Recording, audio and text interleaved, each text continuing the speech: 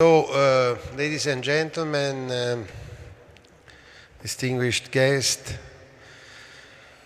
delegates, speakers, experts, this panel is a new acquisition for the conference. We never had such a big panel because we will have... where is David Osler? David, you are sitting here.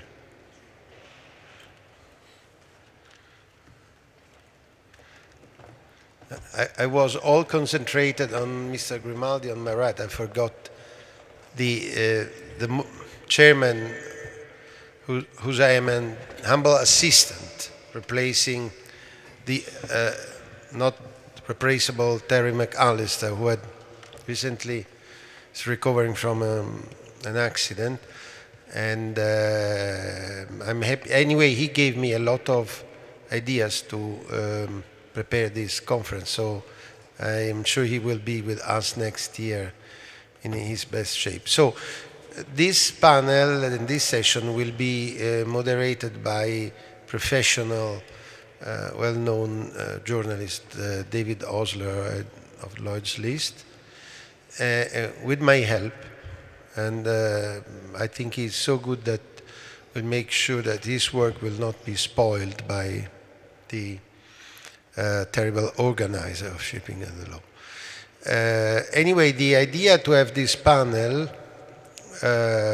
we have three experts who will make three speeches of presentation, and then we have the, let's say, so-called institutional representative of ship owners, with also Leo, who doesn't represent ship owners but is some way is known as a man of expert and of the oil industry, very reputable. And then the next bench, apart from Mr. Grimaldi, you have already heard the ship owners industry president's initial addresses. And where this morning was a financial panel, you have some other very authoritative personalities of the shipping world. I will. We have Professor Dalimonte, who will entertain us on political subject. Professor McRae, who will is a so-called futurologist, who will entertain us on an economical, but not only economical subject, economy in 2030. And then we have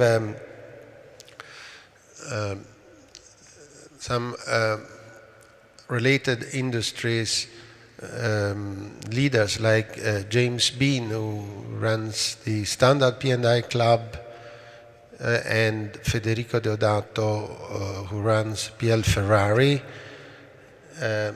We have ship owner Lorenzo Matascena, who is very much, as his grandfather was, an innovator in his sector, as also some other people who are sitting here.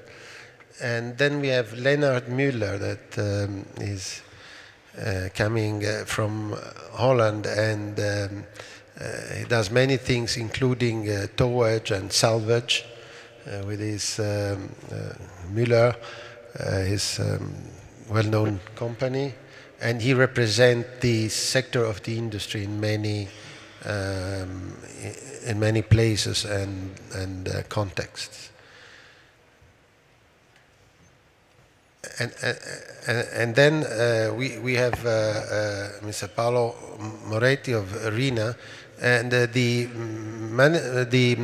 CEO of RINA, Ugo Salerno, who attended many conferences and couldn't attend this one, said, now that Paolo will attend, I know that you will not invite me anymore. So I think this is a good introduction for him, obviously by Ugo.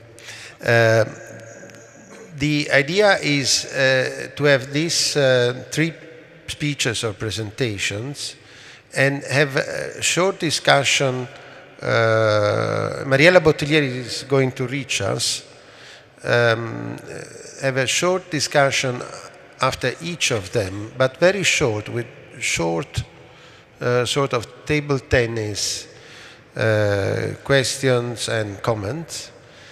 And then after that, I want to save about 2/3 of the very long time. We have more than 2 hours and a half. To have a general discussion. So we may want, you may want to comment on the single presentation that, but please save a lot of time, because thank also to David's provocations and questions. We want to have a final, more articulated and based discussion. It's a bit playing by ear, because for various reasons we didn't prepare this panel, as Arturo and his colleagues did extremely neatly and well for the financial panel. But I like jazz, and so I think that sometimes playing by the ear can be much more interesting than reading a script. Obviously, also the previous panel was very much allowing solos and playing by the ear. Just another information. I forgot this morning to mention something about the place we are. I don't think I can omit this. This castle was started to be built in 13th century by the king of Naples, the Anjou of French blood kings, and his name is Maschio Angioino. This all was built in the 14th century, Trecento, and it's got this beautiful, which is really an amazing work of art, of Catalan archways. The castle is beautiful, but don't forget, before going out from the doorway, to turn 180 degrees and look at the beautiful marble arch of the beginning of 16th century. It is a masterpiece of sculpture of Renaissance, ordered by Alfonso d'Aragona, a great king of Naples, who had in his blood also the blood of Emperor Frederick II, who ruled from Naples and Palermo and Puglia, the Holy Roman Empire, and is a well-known historical figure. And he had Frederick in his blood, also Norman blood. So we have many English friends, and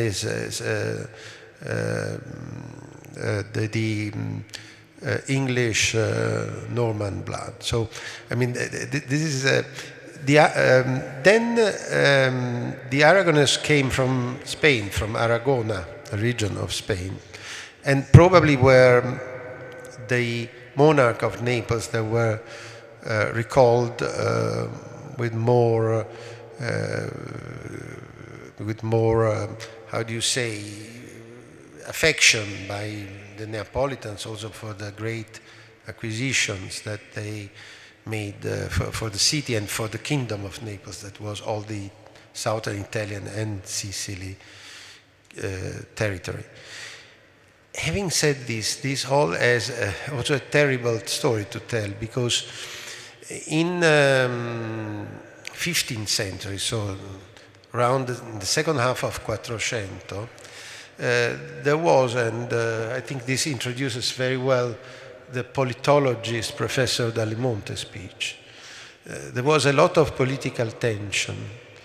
The barons, who were the aristocrats, were very powerful, but they felt jeopardized by the already started racing, and this shows how much the country already in 15th century was dynamic by a new bourgeois wave. And the king, who was in between them, played very, very clever game. And this was called the Baron's plot. This whole was called is called today the Baron's room, but not only because it was a room used by the Council of Barons, and then as Manuel was telling Esben, the uncle of Emmanuel has been mayor of Naples in the 50s, and had as his number two the father of Manuel, Dr. Guido Grimaldi.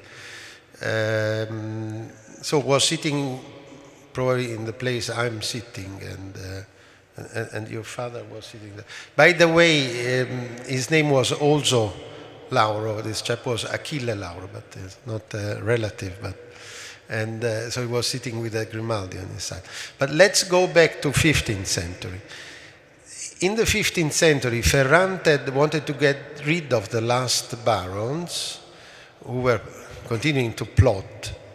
And he organized very astutely the marriage of his daughter here and invited them at a beautiful, very tasty banquet, almost as tasty as that of Marianna Vitale, and even more tonight.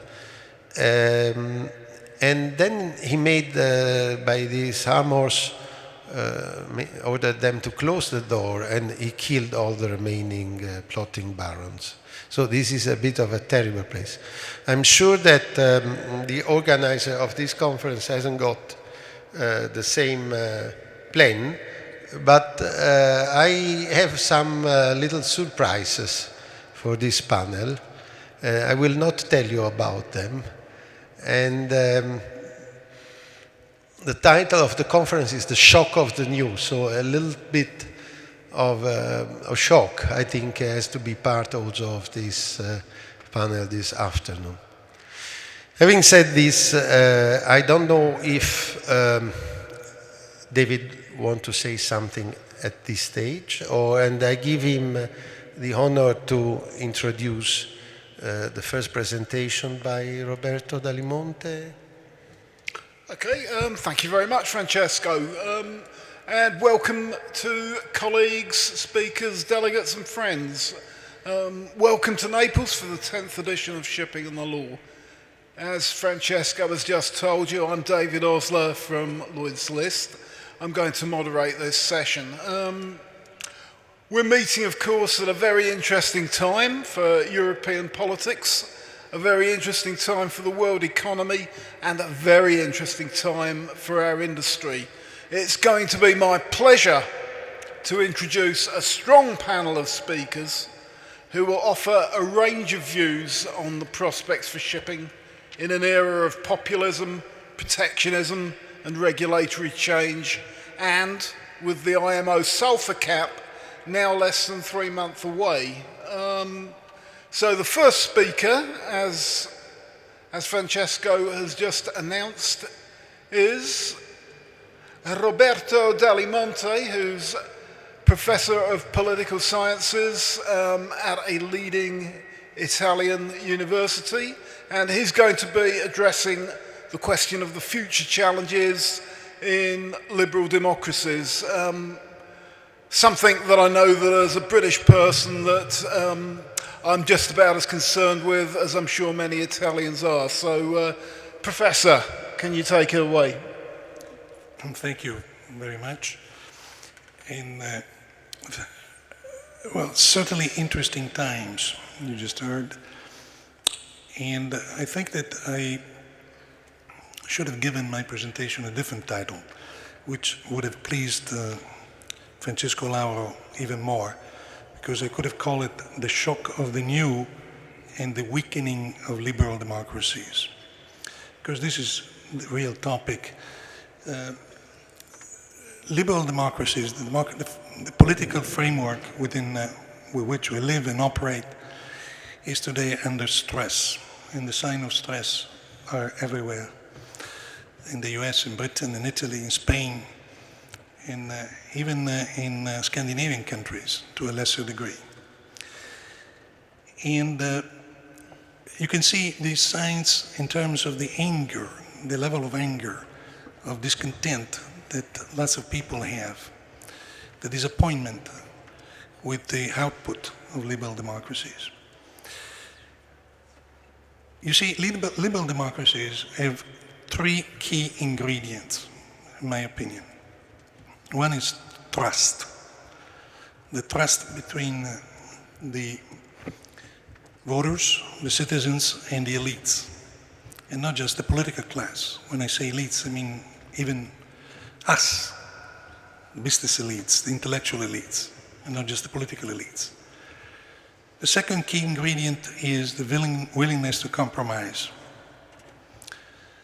And the third ingredient is checks and balances. All of these three ingredients have been weakened by recent developments, by the shock of the new. Liberal democracies have not responded well yet to the shock of the new.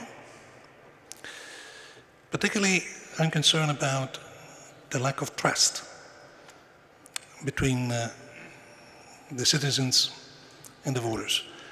Our regimes, our democracies cannot function without trust. Our representative democracies are based on delegation and accountability. If this mechanism fails, democracies does not work well. And it may face gridlock, as we've seen in some countries, and particularly today in the United States of America, or Britain, or my country, Italy, or Spain. Gridlock. So, the major manifestation, one of the major manifestations of the lack of trust is populism. Because what is populism? Populism is a complex phenomenon. But basically populism, which as you know is growing in the West, has to do with the rejection of the elites, with the lack of trust, the rejection of the establishment, with the desire of people to take decisions into their hands.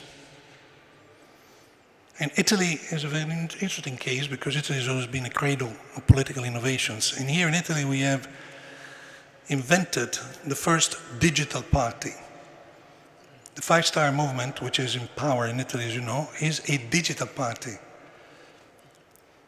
Which is not to say that it's just a party that uses the internet. It's the first example of a party who wants to put decisions in the hands of the people using the internet. The party is organized around a platform, which is called Rousseau, from the name of the philosophers, as you know, is direct democracy. This is an example that will be followed. I'm pretty sure that it will be followed in other parts of the world. So, populism and trust. And I want to show you here, if I may have the screen here, some data too. This is the public trust in government in the United States. Look how low it is. And this is the situation in Europe, which is a bit different. In Europe, we're better off than the United States. A little better off, but you can see also here the trust in national governments in Europe has been going down. And interestingly, there's more trust in the European Union, and this is something we should remember. Because sometimes we forget the value of the European Union. And in terms of populism, as you can see, this is the map of populism. As I say, populism is one of the major manifestations of the lack of trust, the rejection of the elites. And there are very few countries in Europe that have not been touched by populism yet. But the some countries, the one that have shown with dark blues, where populism is actually in power. And even in countries where you would not expect the populist virus to take hold, in Scandinavian countries, you can see the dark blues in Norway and in Finland. Which is to say again that the sources for populism are different, but the consequences of populism are the same. And it's the radicalization of politics, the weakening of the willingness to compromise, the weakening of checks and balances. But where all this comes from? It comes from feelings that have to do with, by the way, this is a major study, and I'll be using this data in the rest of my presentation of the Pew Research Center, comparative studies of 27 democracies. The feelings of corruption. This data surprised me because, oh, sorry, this is the state, this is the percentage who say that they are not satisfied the way democracy is working in their country. And here you see the difference between Southern Europe and Northern Europe, but you also see the position of the United States, which is surprising. 58% of the American voters are not satisfied with the way democracy works in this country. So where is this dissatisfaction comes from? Feelings of the extent of corruption.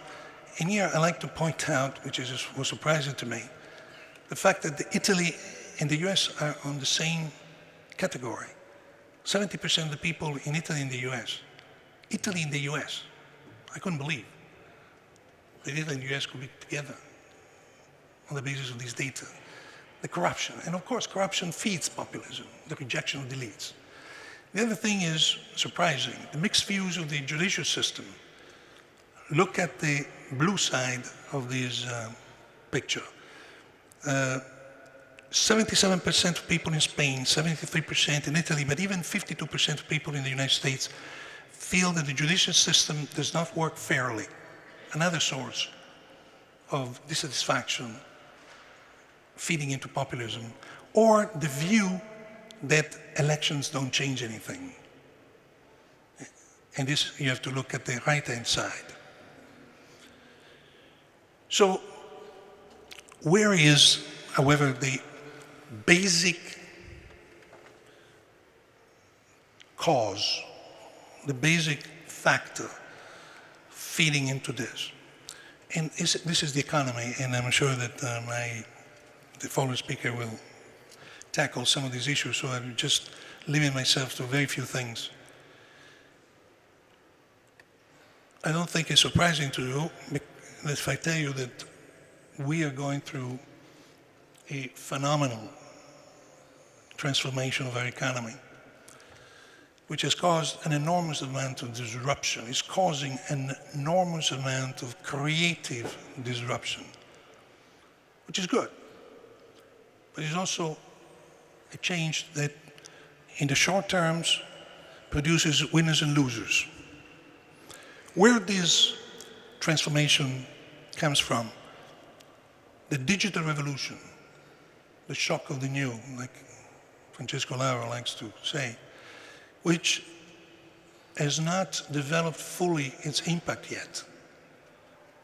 But think how much the fabric of our economy and the fabric of our society has changed because of the digital revolution. And the fact that the digital revolution has produced winners and losers. And the rise of populism is about the losers. People who feel threatened, insecure in their economic status, insecure in their identity.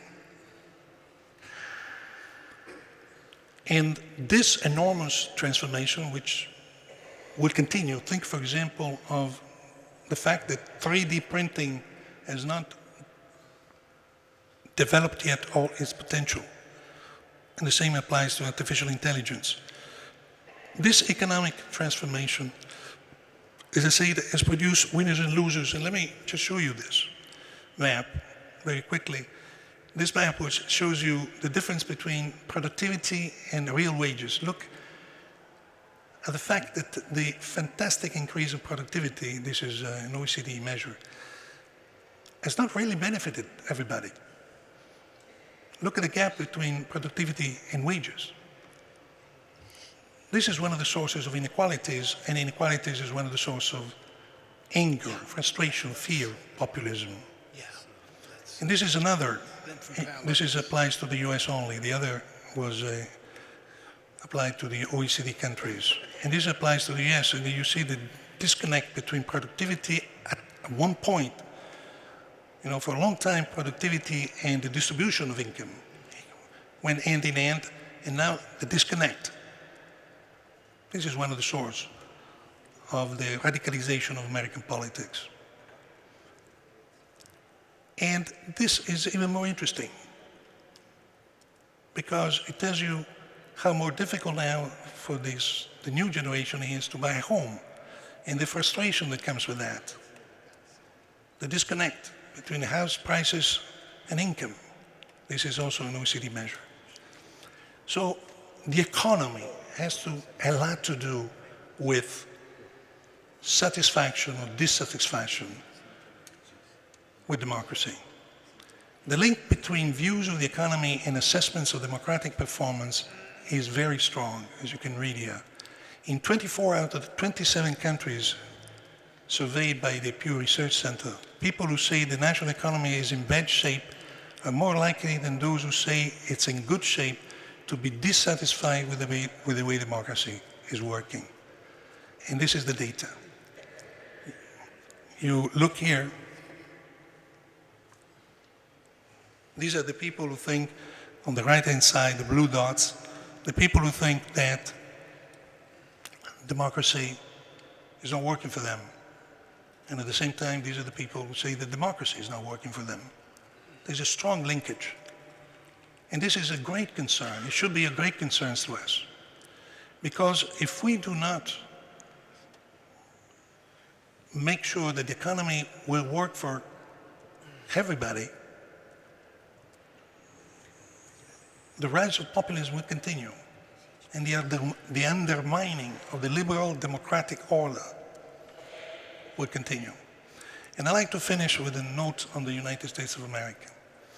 We must not forget that the liberal democratic order was restored in Europe and in other parts of the world after World War II. And it depended upon two things: economic prosperity and the role of the United States in the world. These are two key factors, as we've seen from this data: economic prosperity, two key factors that are necessary to maintain liberal democracy. We're not yet at a dire juncture. There are more people yet satisfied with the way democracy works, except in few countries of the West. There's still more people satisfied with the way democracy works. But we have to pay attention, because if we do not manage the transition, because, as I say, this economic disruption, this creative disruption, the shock of the new, if we don't manage the consequences of this creative disruption, we'll be in trouble. Thank you very much.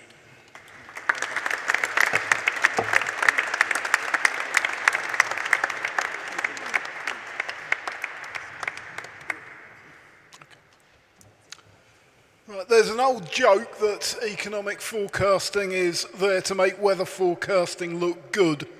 But one man who gives the lie to that quip is our next speaker. Hamish McRae really is one of Britain's most senior economics journalists, and I have read and admired his work literally for decades before finally getting to meet him personally this morning. Hamish is going to be telling us what the world economy will look like in 2030. Well, thank you very much, David. I think we're going to disappoint a lot of you when you have the next, whatever it is, 11 conferences, Francesco, and can compare what I've said. Thank you too, Professor, for that introduction, because in a way what I'm saying leads on from this. I'm going to talk, if we could pull it up when you've got it ready. I want to talk about the way the world economy is likely to develop over the next whatever it is, years. And I'd be grateful if we could pull up the slides for me, please, because I feel a picture is worth 1,000 words. We won't get it right, but there are certain big forces that we can see, I think, happening. And one of those is what is going to happen to globalization. Will it continue? Kofi Annan said 6 years ago confidently that it would, arguing against the laws of gravity. Now, I think there is a general feeling that it may have rolling over so that it will not continue. And Jack Ma said this a couple of years ago, that if globalization is good, when trade stops, war comes. Well, a trade war has actually begun since he gave those words. So overarching everything, I think, are these questions: will globalization continue? Because if it doesn't, we will not be shipping as much stuff around the world in 5 years' time as we are now. Let me give you the structure of what I'm going to say in 15 minutes. 3 questions. First of all, the cycle. Second, the long-term structural shifts of the world towards Asia. Third, technology, and then I'll try and round that up with a couple of questions. So let's look at the cycle. We won't get it right, but intuitively, I think the next dip, which I think has probably just about begun, probably now, maybe next year, conceivably in 2021, I don't think it'll going to be too deep. I think that the money piled in by central banks will actually keep it lifted. But because this growth phase has been artificially supported, leading, incidentally, to the rise in house prices globally, you pile in money, you've got to go somewhere. A lot of it has gone into housing and therefore exacerbated inequality. Because it artificially supported, I think that it'll be a difficult, long pull out of the downturn. We have interest rates now that are lower than ever before. I've just put US rates here. The ECB financing rate, I haven't managed to get it below 0. I've got it on the bottom line there. We've never had this before for a generation. Quite hard to remember that one generation ago we were paying 15% for interest rates for our mortgages. And if you go back a longer time, and this is the long-run yield on UK government bonds, we can go back to 1690 for that, we see that even though they're positive now, I think UK gilts are now down to about 1.5%, this is very unusual historically. And negative interest rates have never, ever occurred in human history. Hasn't happened ever before. And when something happens that hasn't happened ever before, I get uncomfortable. I think, wait a minute, this can't be right. It must end, and it'll end badly. So, what does that say for the dip? I've put some thoughts up here on this slide. What is the trigger that ends it? Sharply rising inflation? Doesn't look like that. A sovereign debt implosion? Quite possible. Simply the bursting of the high-tech bubble, which I think has actually probably happened. Yeah, you probably happened now. WeWork was a bit of a bellwether for the future, the canary in the mine, he says, mixing his metaphors. Or simply growth phases run out. They don't go on forever. And so I think there is a dip, not particularly deep, but probably quite protracted. A long, shallow U. Maybe wrong. I'm very capable of getting these things wrong, but I put that to you as the most likely single outcome. Big second question, does this shift to Asia continue? And my answer is absolutely yes. There are two sorts of growth. Frontier growth, where you push forward the idea of how you develop economies, as California is doing now, as the West Coast America is doing now. And there's catch-up, as China has been doing, India is doing, and where you apply the technologies of the frontier economies to yourself. And if you have a lower standard of living, that enables you to grow very quickly for quite a long time. 7% in China for 30 years. 7% now in India, China slipping back. So I think that that combination of catch-up means the world as a whole will go on growing rapidly right through, well, 2030 and indeed beyond. But there is a rebalancing taking place between Asia and, to a lesser extent, Africa, and Europe and North America. And I don't think Brexit, by the way, changes any of this. I think this is a little blip, whatever happens in the next 3 days, on a much broader picture. Big picture is the new middle class is Asian. And what will the new middle class want from life? Some graphs which sort of illustrate these points. Did you know that India passes China as the world's most populous country within the next 2 to 3 years?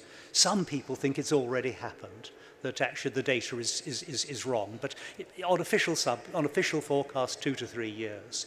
Europe has a stable population, but starting probably to decline. And if you look at that graph, I don't really believe this. Nigeria having more people than Europe in another 30, 40 years' time?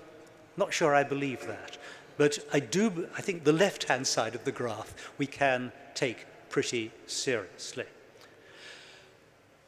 That means the emerging markets will drive future growth. This comes from a study by HSBC last year, which looks at where will growth come from over the next 10 years. And it's a very good econometric model. If you're interested, I could give you details or Google it. And it's the best thing I think there is around in the world at the moment, the HSBC growth model. It's much better than the Goldman Sachs BRICS model, which of course was 10 years earlier and much more famous. But look at that. All those red lines are emerging market growth, and the blue stumps are developed growth. Already this decade was the tipping point when emerging market contributed more to the global economy than we did, and that will continue to grow.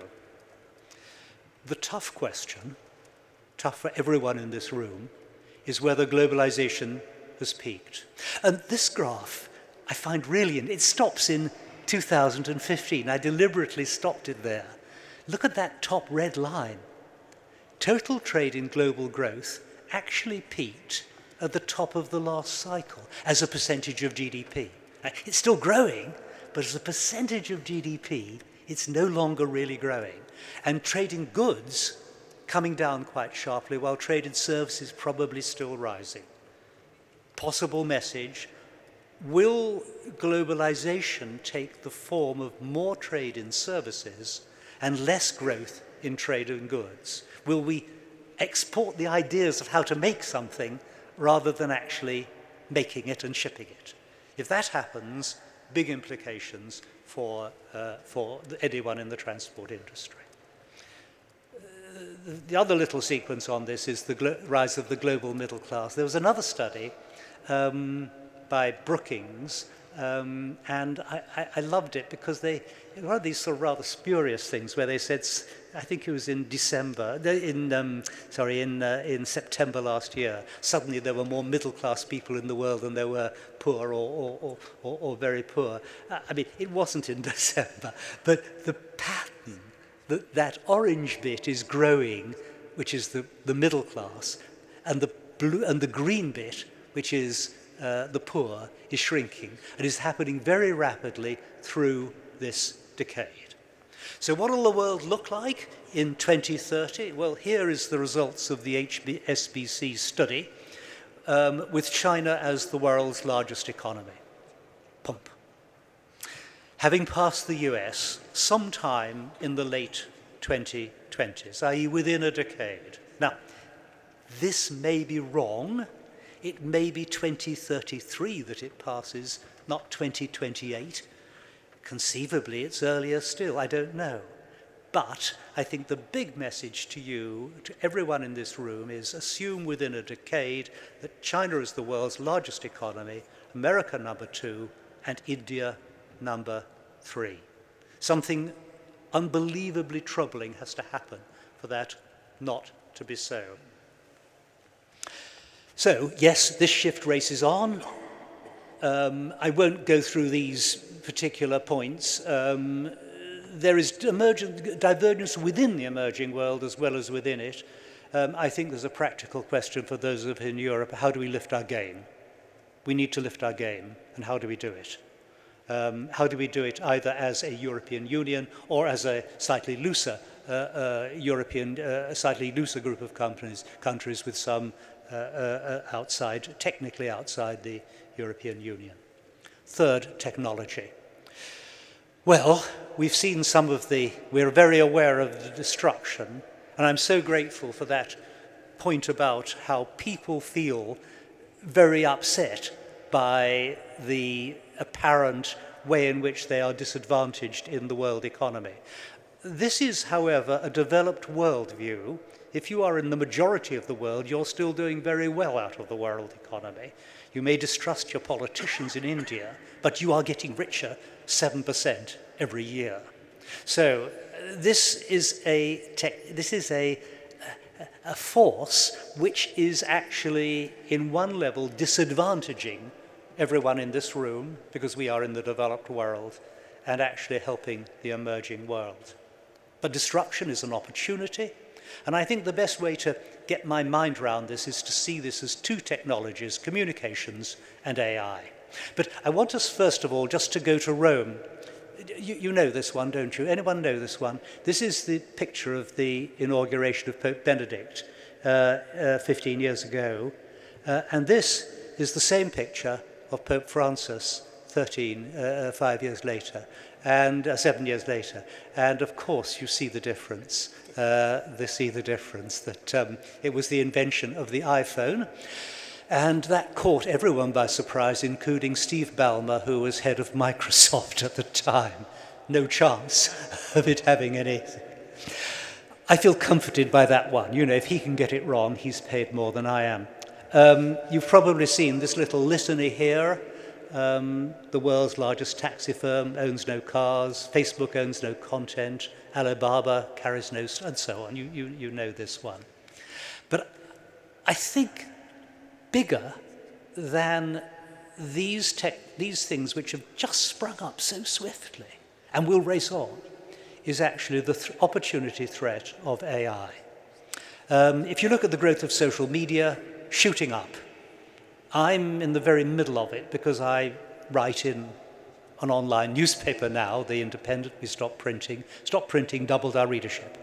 I hate it, actually. I hate having to write very short pieces that someone can read on a phone, but I do my best to try and, say something half sensible while I'm doing it. But the social media has changed our industry, newspapers, in an astounding way. If you think in shipping it's tough, boy, oh boy, don't join the newspaper trade. What we experience is much, much tougher. One of my other troubles here, though, is if you look at the social networks, they are all American or Chinese. Look at that one. All the blue are American, all the red are Chinese. There is not a single European social network in the top 10. Just not there. And that says something again about our ability within Europe to innovate and drive things forward. And I'm troubled by that. A lot of us are going to lose our jobs. Yes, a lot of newspaper stories actually, or online news, are actually written by computers. You can usually tell them actually they're written very badly, but they come free, so they go out. And we can see in that little litany the sort of jobs that I think are safe, education, construction, and then retail sales and so on that are just going to be transformed and racing along at the moment. Moving goods around still will continue. Transport, I think, is threatened, they say for jobs, but that is the number of jobs, not necessarily the amount of stuff that's moving around. So, how does technology change our lives? Well, I've put some points on this graph, and I'm not going to go through all of them, except to perhaps highlight two. One is that the AI revolution has hardly begun, just in the very early stages. And I think that the limits will be more social and political rather than technical. I mean, do I mind walking through an airport without a passport, just looking at a camera? No, I don't at all. I mean, I do still have to carry a passport, but I wouldn't mind that. Do I mind people being banned from traveling on airlines if they've become socially disruptive, as in China? Yes, I think I do mind that. But I think the social limits are bigger than the technological ones. But judgment is needed more than ever, and that's a plus for the best educated in the world. I think there may be some kind of pause in technological development, sort of sense that, because there is a lot of pushback, the legal actions against Facebook and all that. So I think there's a pause, but I think longer term, we will use more of these technologies because that's what we want. Well, that's really it. I want to just end with some global economic thoughts and some global political thoughts. This summarizes my economic thoughts. The world economy will keep growing. Oh, and by the way, I think we're under-measuring growth. We're under-measuring the fact that when I walked here this morning, I used Google Maps just to make sure I didn't go the wrong way. That came free. That's a big benefit to me. Every time we avoid a traffic jam because we pulled up an online thing, we save 20 minutes, and that's a benefit. It's free. It doesn't appear in GDP. So I think we are under-measuring GDP. But the challenges, I think, are really environmental, social stability, population growth in Africa and the Middle East referred to this morning, and then the big one is the relationship between the US, China, and India. If those countries get that wrong, I really am profoundly troubled. If it's managed well enough, then that's all right. And for us, well, we have to just leverage our strengths and competencies when the technology is not going to come, I fear, from us. Politically, well, I think law becomes more important. I think law firms become more important because I think the global middle class wants order. I see populism, and this is more contentious, as a reaction to liberal arrogance rather than an attack on globalization as such. That is contentious, but I think it's right. And I think Western democracy will evolve. I don't think it'll implode. I think it will absorb populism and contain it and develop from it. But again, these are ideas which, I'm not a political scientist. They are my observation hunches. I want to leave you with one quote. It comes from Barack Obama, and that is, if you didn't know who you were, you didn't know whether you'd be born, what race you'd be born into, where you'd be born, whether you were a man or a woman, whatever it was, you knew nothing about yourself, what would be the moment you'd choose to be born in history? If you had to choose blindly what moment you'd want to be born, you'd choose now. And I just find that hugely comforting in a rather troubled week, and a troubled week much lifted by gloriously being here. Thank you so very much.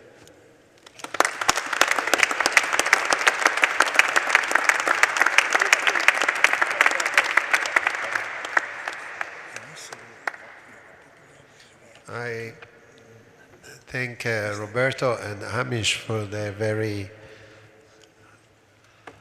stimulating and challenging speeches. Personally, I have a different opinion than President Obama. If I could choose, I could choose this moment, this time, my family, my children, my colleagues, this world, and also, unfortunately, this decay and these problems. But obviously, I'm not the president. I wasn't the president of the United States. Having said this, I was listening to the end of Amy's challenges that in some way match those expressed by Roberto in his analysis of populism and the challenges to liberal democracies. I think arrogance is also quite interesting. But I think the challenges, if I remember correctly, Hamish, are first of all environmental and arriving to the very dangerous also political clashes that may be not necessarily just financial clashes, but perhaps also strategic clashes in the worst case between US and China. So since we in Naples are quite used to be quite understating things in order not to raise too high our hopes, and hoping that this will bring us good luck. I would like to start in this sort of pause between the general speakers and the shipping speakers. That first the presentation will be by Paolo Moretti. I would like to ask Manfredi to help me in showing what the worst case would be.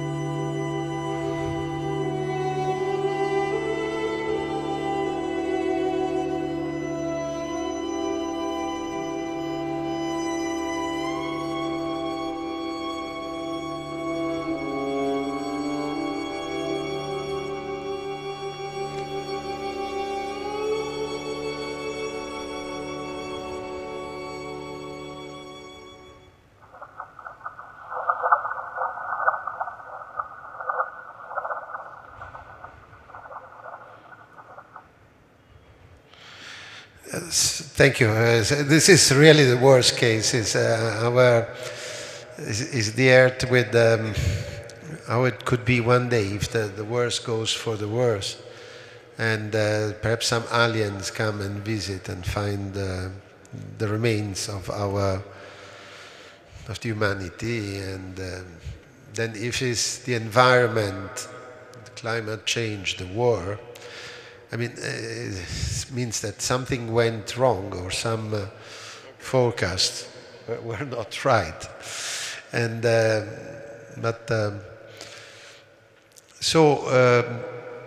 since this room is made of hard memories, tough memories, I would like Manfredi to follow with the next.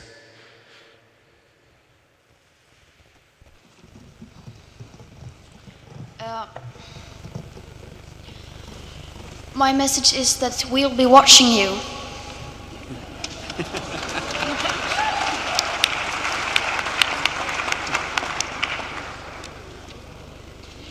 This is all wrong. I shouldn't be up here. I should be back in school on the other side of the ocean. Yet you all come to us young people for hope. How dare you? You have stolen my dreams and my childhood with your empty words, and yet I'm one of the lucky ones. People are suffering. People are dying. Entire ecosystems are collapsing. We are in the beginning of a mass extinction, and all you can talk about is money and fairy tales of eternal economic growth. How dare you?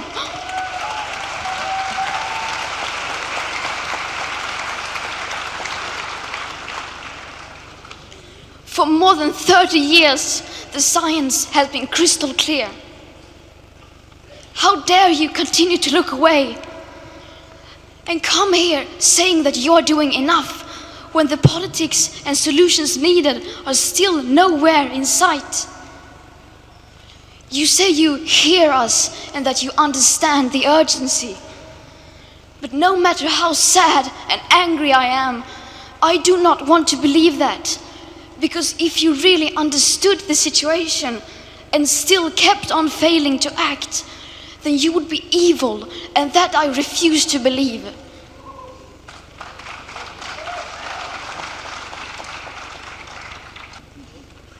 You are failing us, but the young people are starting to understand your betrayal. The eyes of all future generations are upon you. And if you choose to fail us, I say we will never forgive you.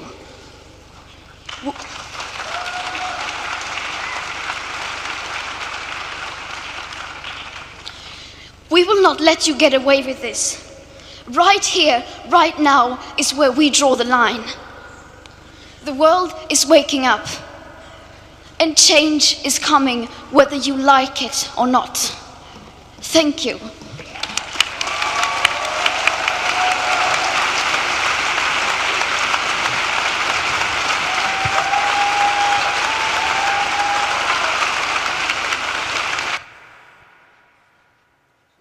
I think whatever are our views or our ideas, this is a very tough scene also because this young lady is certainly very hit by the battle that she is fighting, and obviously this is shaking us and making us to think a lot of things. And is certainly not a balanced speech, but has got an impact, and I think it was good because I don't know how many of us have seen all of it. It's quite emotional. But I have a third thing to show you.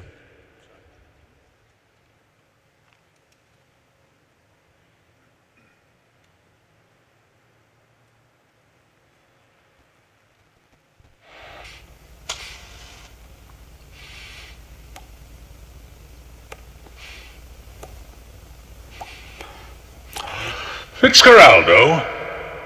How do you spell it? What an interesting name. My daddy was Irish. My real name is Fitzgerald. Brian Sweeney Fitzgerald. They had trouble saying it in Peru. Fitzgerald? Iquitos? You're not the man of the railway, are you? Yeah, that's me. Well, yeah, they The Trans-Andes Railway, but I'm sure you know the project fell through.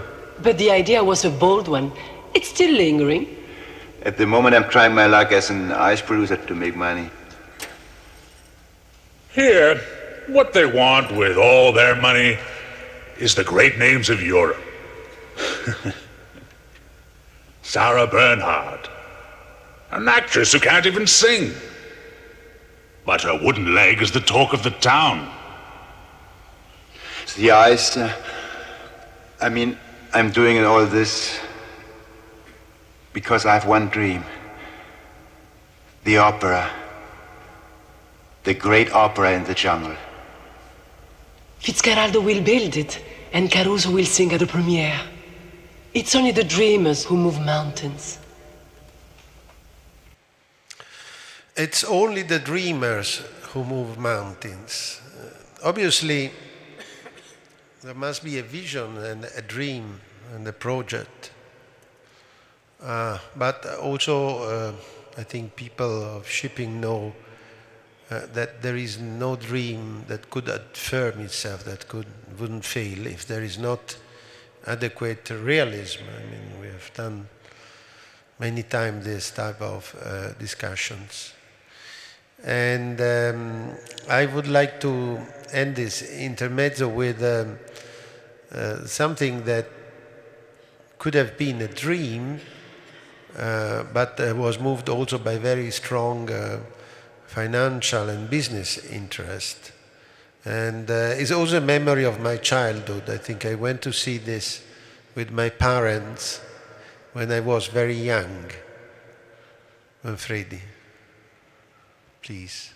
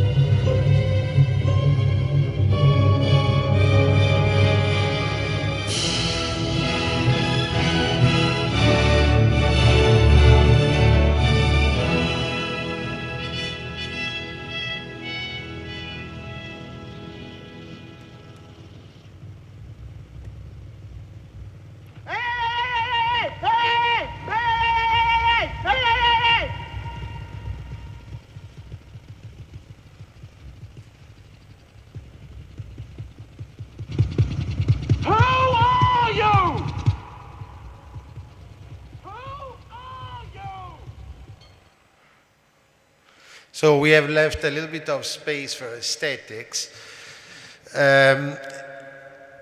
This is a financial project that also a very important political and geopolitical venture. I think these were just provocations in order to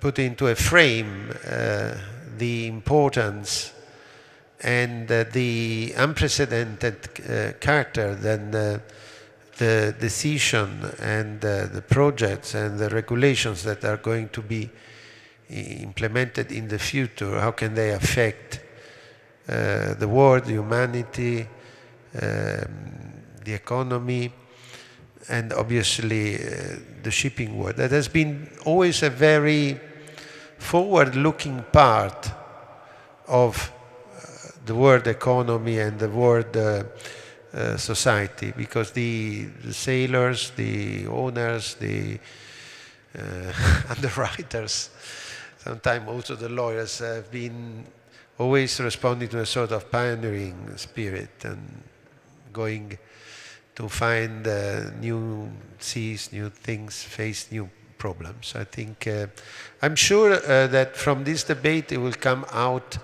that the shipping is not a threat, but the shipping is wanting with to reach a position which is proactive and which is a leading position as far as the world economy, in which it has a very important role, is concerned. So I would like to introduce, or ask perhaps David to introduce the third and last speaker of the conference, who will talk us about not moving the mountains, but the shipping 4.0 that in some way has got also some future visionary developments, I hope.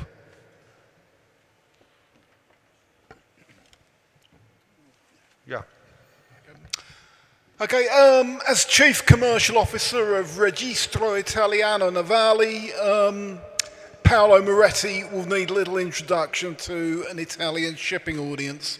RENA, of course, is a leading force in passenger shipping classification work. It's rapidly growing in dry bulk and has been expanding in other segments too, I understand. As Francesco's already said, the title of Paolo's address is going to be Shipping 4.0. So, Paolo, the floor is yours. Thank you very much. Good day. And in particular, thank you, Mr. Lauro, because I was already a little bit, afraid of speaking after a professor and a famous journalist, but then after this intermezzo, my typical engineering PowerPoints is going to be really effective. But if I say Manfredi, something sexy is going to come out. I will try, maybe. Okay, so we can put the slide on, and it's not so easy to speak about where we are heading in 10 years' time, in 2030, in particular where we feel like sometimes we don't have a clue of what is happening tomorrow, if we think to 1st January 2020 and what is going on with the scrubbers, with the low sulfur fuels. But sometimes, we don't see very well from close, but we see better far. And I was thinking this is the 10th edition. If I would have made this question to myself 10 years ago in 2010, I would have certainly given a different answer. But maybe also in 2000 I would have given the same answer as in 2010. Not so different also in 1990. This year is going to be different. I think the topic has been already introduced by Mr. Dalimonte and by others, this morning also by Mr. Poulsen. Of course, we are in the middle of a great transformation, what they say a disruptive transformation that sooner or later will affect also shipping. So I think that this is something that we have to consider, of course, as usual, with an optimistic approach, but more and more are the investments that are done in these fields in all the other industry. There are billions of sensors everywhere. They are investing in 3Ds. There are big investments in blockchain technology, in digital twins, remote inspections, name it. And of course, real data, and the way they are analyzed are really becoming one of the most important value. This morning somebody said this 4.0 revolution is not so much a technological revolution, it's more a revolution about communication, about sharing infos, about having sometimes very young people connected and being able to judge and give you instantly their feedback. So more and more this data management is going to be for sure one of the key factors.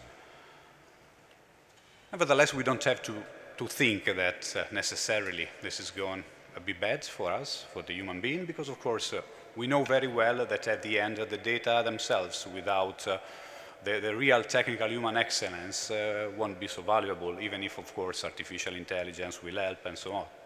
But in particular in the shipping, we have to consider, like in all the other industries, that in each revolution there are some jobs that has been maybe cut, but others that have been developed, and different way of doing different things. But for sure, we cannot think that we will always stay in the same comfort zone. Today, we don't see this wave so much arriving, also because ship is still quite an insulated environment. There are, of course, problems, of connectivity, there are problems of cost of connectivity.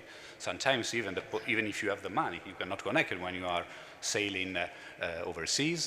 There is the problem, of course, that nowadays the majority, I would say the 90% of the fleet is not equipped with the proper sensors. On the contrary, it has been demonstrated that the 5G revolution, new telecommunication systems, new and very cheap sensor will definitely change the way, and we see that more and more the new buildings are designed in completely different ways. So again, we cannot think that we will be, even if we want, be able to not be under the pressure of this digital framework that in any case will be outside, coming from the pressure of the final customer, of the ports. Nowadays we are listening to ports that are creating platforms, they are creating possibilities to book.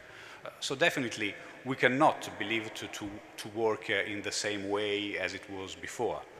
The same in all the life cycle assets. I mean, there are manufacturers now with the 3D printing that was mentioned before. Now we don't feel it yet, but apart from maybe carrying less goods in the future, but also spare parts. Singapore and Rotterdam, now they are developing hubs with the technology for doing 3D printing and have spare parts ready whenever you need. So you go there for bunkering, but also you will receive, you will have the possibility to get spare parts. So I said before, I think that if we still believe that it's also in the next years we will work in the same way, and we are basically working in the same way as decades before in the shipping, because there is still an agent that is going there, is bringing the papers, then there is the captain that is sending back the paper to the customs, the ship is sailing, then they send the superintendent, then they send the surveyor, then they get again papers, and then they send back the paper, finally there is the insurance. So I think that many of us will play at least differently in the next years. Trust there will be always the insurances, because if there are insurances, there will be also the need of a classification society.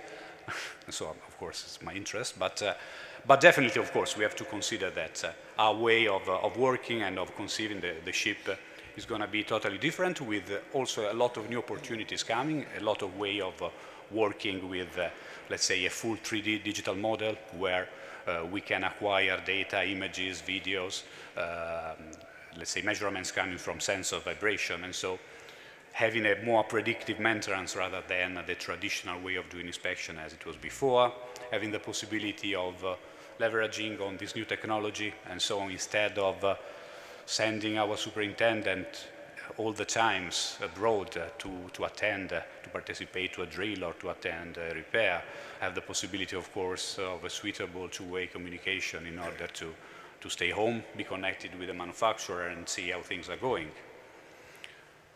3 weeks ago, of course, I couldn't not mention this. That was one of the first so-called MAS, Maritime Autonomous Surface Ships, one of the first really tests that was carried out in compliance with the IMO guidelines. So it was a Japanese NYK PCTC, pure car carrier, that handled completely unmanned and autonomous this voyage between a Chinese harbor and a Japanese harbor. So as you can see, the bridge is empty, and the vessel was tested during this, let's say, voyage, and found at the end to be compliant without problems. But there are others, experiments undergoing in Scandinavia and other parts of Europe. Can be autonomous or remotely operated, can be totally unmanned, or maybe with a reduction of crew. Of course, for sure, we think in the future, if it's not 5 years, it's going to be 10 years. It will be more a concept of a sort of control room in the owner or in the manager's headquarters, and the possibility of having maybe seniors, sailors being there and giving advice to the one on board. This doesn't mean no crew on board. Maybe we will have different type of crew. Maybe we will have more service engineering going on board for the maintenance. Of course, with differences if the vessel is operated on a sort of domestic and coastal voyages or on longer ongoing voyages. And then another thing that for us is important, and where unfortunately we don't sit in the so-called driver's seat, because it's relatively small industry, the shipping compared to the rest of the economic industries, is the transformation of the energy. Of course, apart being still China, a lot of coal, as you know, is used there to produce, but we are in any case witnessing to a substantial also shift into renewables, electrification of the energy, and of course also possibility of digitizing the control of the energy system. And we are seeing that also in other industries, gas is remaining as a very good alternative, a very good fossil fuel that is available also with the so-called shale gas. And that the sort, let me say, of bridge fuel, a bridge fossil fuel also for future developments when we will try to reach really our goal of decarbonization. And I'm also quite glad that here in this panel we have let's say, forefronter in the use of ships built with LNG, like Mr. Matacena, or zero-emission ships like Mr. Grimaldi.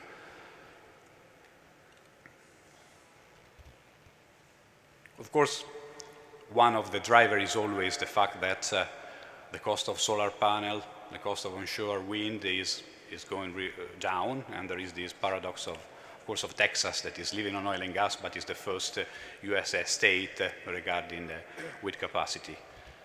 So, as I said, we are not in the driving seat, but since we have decided within IMO to dramatically cut our CO2 reduction, we also always have to look at new alternatives, new ideas that are coming out, and definitely hydrogen seems to be now one of the new bigger power play, in particular because it gives the possibility of having it in nature. Unfortunately, it's not as a single element, always has to be somehow transformed in pure hydrogen with different means, but also has a great value that is really clean. It's already been proved in the aerospace industry, of course. It's really clean, and in particular, it also can be used to store the excess production of renewables. So excess production of wind or solar panel that otherwise would be wasted could be utilized and stored in forming hydrogen. And in the next years, we are, for example, is going to be Tokyo 2020. Japan has really decided, for example, to be a front runner on this hydrogen technology, and so to make an Olympic Games that is going to be recognized worldwide as the Hydrogen Olympics. We have the first project of cars, order on trains. We have a first tag in Antwerp that is going to be designed to use hydrogen. In Italy also we have a research project in which we are involved with Fincantieri and another research institute to have a sort of demonstrator of an hydrogen fuel cell ship. So the possibility of using the hydrogen to fuel and to propel fuel cells and give really cleaner energy is something that is definitely going to be the future looking towards 2020, because of course today the topic is 2030, but IMO has decided, even if the shipping accounts more or less the 2% of the CO2 production, is considered to be the most environmental friendly way of transportation. But at the end, after the video that we saw, we all have to play our best and to do our part. So in any case, we have decided, IMO has decided by 2050 to cut off the 50% the CO2 emission, the greenhouse gas emission in general, compared to what it was in 2008. From here to 2030, we will have, of course, 1st January 2020, the sulfur cap, and then we will have a sort of intermediate measures, for example, somebody is saying low steaming, somebody is saying energy saving. In many cases, using of batteries. In other cases, using of LNG as a probable and a good bridge fuel, but for sure, since we have to prepare ourselves, we have to consider that at this time, in this precise moment, if we want to accomplish a complete, almost complete decarbonization, or at least this 50% reduction, really hydrogen coupled with batteries could be one of the alternatives for a long time. So I'm quickly coming to the conclusion of this speech, in which I introduce some topics that, of course, will be then put on the table about this digital disruption, either going to a telemetric approach of the ship, a remote control of them, an unmanned or autonomous ship, the new energy landscape, these new requirements by IMO, and how to cope with them, either only with LNG or in the future with batteries and hydrogen. So thank you again, and bye-bye.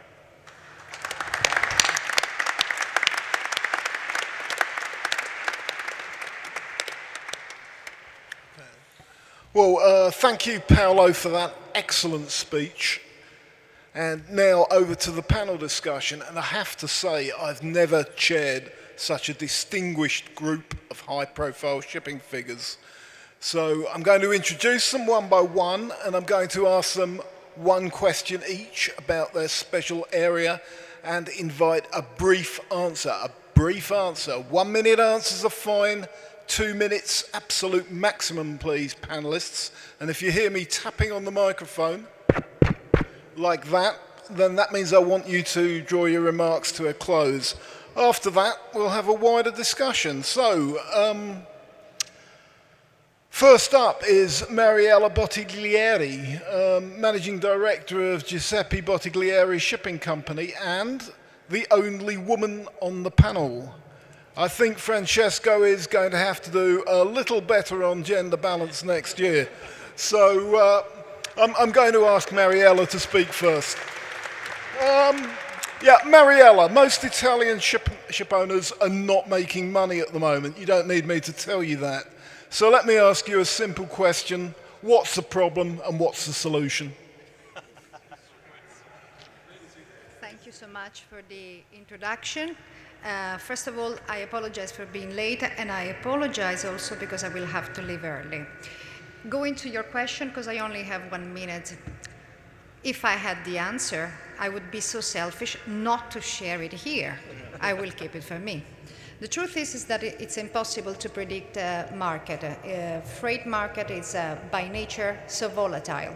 And at the moment we are facing a lot of problems and many challenges. But this doesn't mean that we have to be afraid. I like very much the title that Mr. Lauro gave to his conference, The Shock of the New. It's definitely shocking, everything which is new. What are the challenges that we are seeing as ship owners? Well, in the near future is IMO 2020.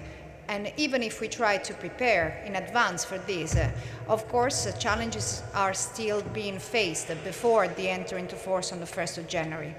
But my problem is one which is common to other ship owners, and I think it's important to address it on this occasion. I think that ship owners, generally entrepreneurs, should be put into the position of being able to comply with rules and regulations. Regulators cannot just simply say, from this day onwards, you've got to burn another fuel and this is your own problem. No, it is not only my own problem, I'm sorry to say. Speaking to traders, so not to ship owners, to traders, they told me that they foresee the availability of the new bunker to be there for sure for the first quarter of 2020. Well, I'm sorry, I have to burn the new fuel also for the rest of the years and the years to come. So what about the availability? And the second main problem, I cannot buy this kind of new sulfur only for one producer because unfortunately there is a very high risk of bunker contamination in the lines, which means that if I buy, just to give a practical example, a specific low sulfur fuel oil in a specific port from a specific supplier, and then at the next port of call I have to refuel again, but I do not buy from the same supplier, even if I buy the same kind of bunker, I could have a serious contamination. From my point of view, okay, there are the gentlemen from the UK P&I Club, in my specific case, which covered, there is a coverage especially for this, but this is going to be a big headache, and we can already foresee all the claims that are going to happen. I sit in the board of the UK Defence Club, and we are already thinking how many claims we are going to have on this specific topic. Yeah. Can you wind up, please, Mariella? No, so I'm just saying regulators, before and putting things into force, they should think if the industry is ready to do that. Thank you.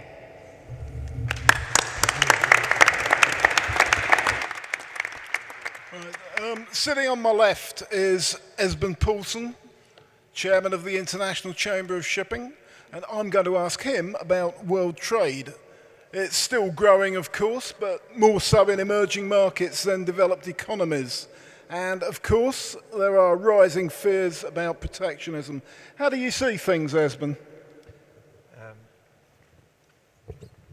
Thank you for that. I've been at conferences in both Limassol and Athens, and this very subject came up. And as you rightly say, trade is definitely still growing, notwithstanding 3D threats and various other situations such as Mr. Trump. But there's no doubt about it that although trade is still growing, it is growing more slowly. And protectionism for sure is a big problem, but it is politically orientated. It's a political game between the current administration in the US and Europe. And should there be a change in the White House, I believe this problem will be somewhat reduced over time. The fact that the world's economy is still growing, again, albeit more slowly, is good for shipping, because shipping is tied to the world economic growth. So I think overall, despite all these challenges, I am quite optimistic for the future. And so obviously our evergreen lines, having just ordered 6 23,500 TEUs ships. Okay, great. Yeah, thank you, Esben. That doesn't really qualify for the Right. Yeah. Next, we have Emanuele Grimaldi, who's Esben's colleague as Vice President of ICS. Emanuele, you have a reputation as a technical visionary and for being at the forefront of hybrid ferries. Can you tell us briefly about this ship type? What are the key advantages and what are the key disadvantages? Yes, when we speak about these topics, unfortunately, also reading from our last conference, I read often that there is quite a lot of confusion on the issue. We have a short-term issue that it is to use cleaner fuels. Cleaner fuels, and of course, I think most of the ship owners are trying some energy saving and trying to use devices and system to try to burn less fuel, which of course is extremely important for. In the using cleaner fuels, there is a lot of worry around in the world, but I must say that I have been through this particular experience with one of our companies, which is Finnline, where all our vessels have operated in the SECA zone, and despite there it was 0.1 and we were extremely worried, I think that we have all coped with the new rules. So I hope that we can cope with also the rules of the 0.5. Although there is some worry because, of course, if some of the fuels are not available, this could be very worrying for the ship owners. Then we have the long-term view, which I think is extremely more important, but it is not something that is available tomorrow. And it is, of course, what we would like to strive, because it's the only way to reach our aspirational target, because we have this aspirational target of reaching 50% of the emission of today, which, considering that the seaborne trade will be about the double of today, that means that we will have to burn on every ship about 25% of the fuel that we are burning today. And that, I think that is extremely a big aspirational target. Thank you. Okay, yep, thank you, Emanuele.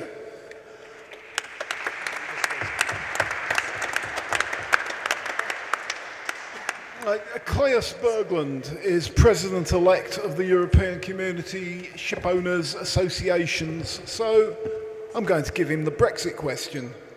I mean, I have no more idea of what will happen next than anyone else in Britain does, but the chances of a no-deal Brexit are starting to look uncomfortably high. How would that impact on EXA's work, Claes? Thank you for that interesting question, David. Well, I can tell you the company I work for also run a lot of ferries around the UK, the island of Great Britain. So we are certainly in deep discussions with the British authorities now how this is going to play out. I think it's very hard to say exactly what's going to happen when and if the UK leaves, of course. We foresee queues in the ports, some chaos during some time. For how long, it's very hard to say, depending on what the agreement is between the EU and the UK, of course. But I would like to raise perhaps a more important point, and that is, because we will get over this. It will take some time, maybe 6 months or a year or something, and then the situation will stabilize. But then we will find us in a situation where one of the biggest countries in the EU has left us. And I think that is really the problem. And it might also be that the scars in the UK democracy and system seems like it's going to be affected by this very tough debate that's going on right now. So I think we on the shipping and transport side, we will sort things out eventually. Actually, we're more worried about the future of Europe and if there's will get other effects out of this. Thank you. Okay, thank you, Claes.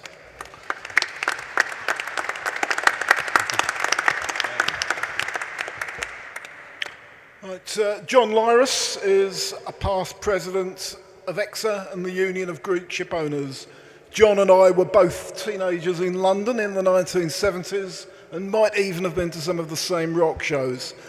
The Greek economy, John, it's slowly emerging from the debt crisis, and it actually grew faster than France or Germany last year.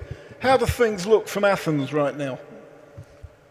Well, having suffered a very, very deep economic recession effectively over the past 11 years, which I think is unprecedented for the EU or even for European economies since the Second World War. In effect, it would be very difficult for there not to be some kind of improvement. And we had, I think, a 30% real reduction in GDP over those 11 years. So now the situation is looking better because of this comparison, if you like. But it's still very worrying, first of all, that our young people are leaving the country because unemployment is still nearly 30% for the under 30s. And it's also the case that we are in the EU, and overall the EU isn't doing that wonderfully. Fortunately, we do have as one of our main industries tourism, and now there is more opportunity for people around the world and for people from developing countries to travel. Of course, how good this is for the environment, since they have to travel by air, I don't know. And cruise ships apparently also a target for environmentalists. But it is the case that we have a beautiful country, heritage, etc. So this is one area where we believe the country stands to gain. However, overall, it's still sort of, let's say, not as bright as you would have thought after the, as I say, the hardship that has been suffered. Thank you.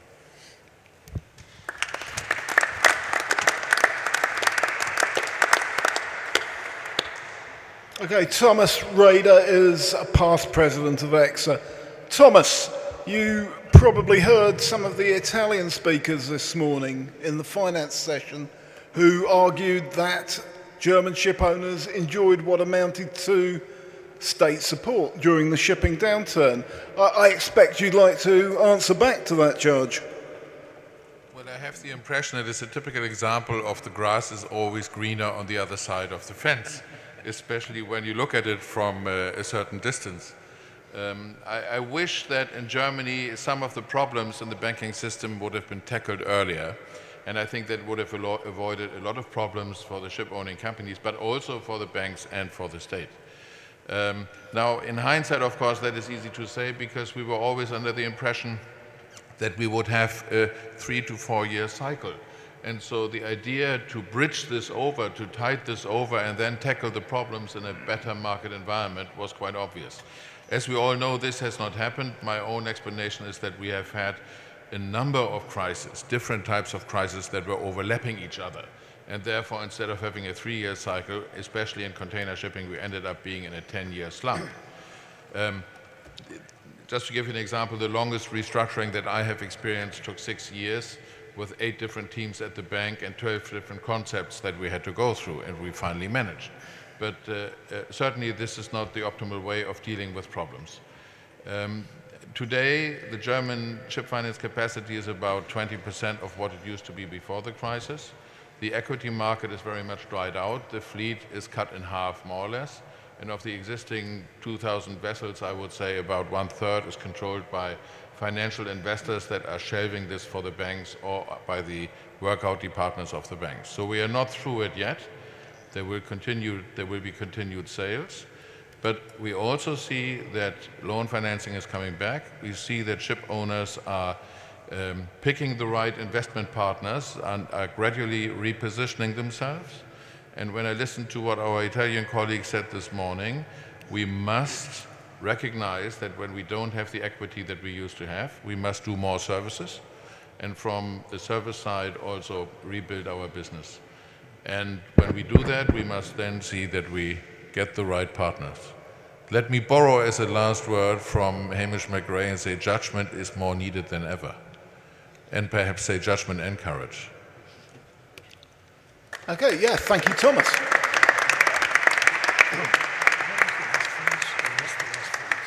Next, we have Mario Mattioli, who is president of Confitama, the Italian Ship Owners Association. Mario, I was surprised at how confident many of the Italian speakers were in the finance session this morning. How confident are you that the worst of Italian shipping's troubles are behind it now? I have to say that I am very much in line with what Thomas has said, even if the numbers that we have seen in Italy are not as great as what has happened in Germany. Nevertheless, it is a moment in which many of the traditional business are facing problems in trying to get financing and new finance.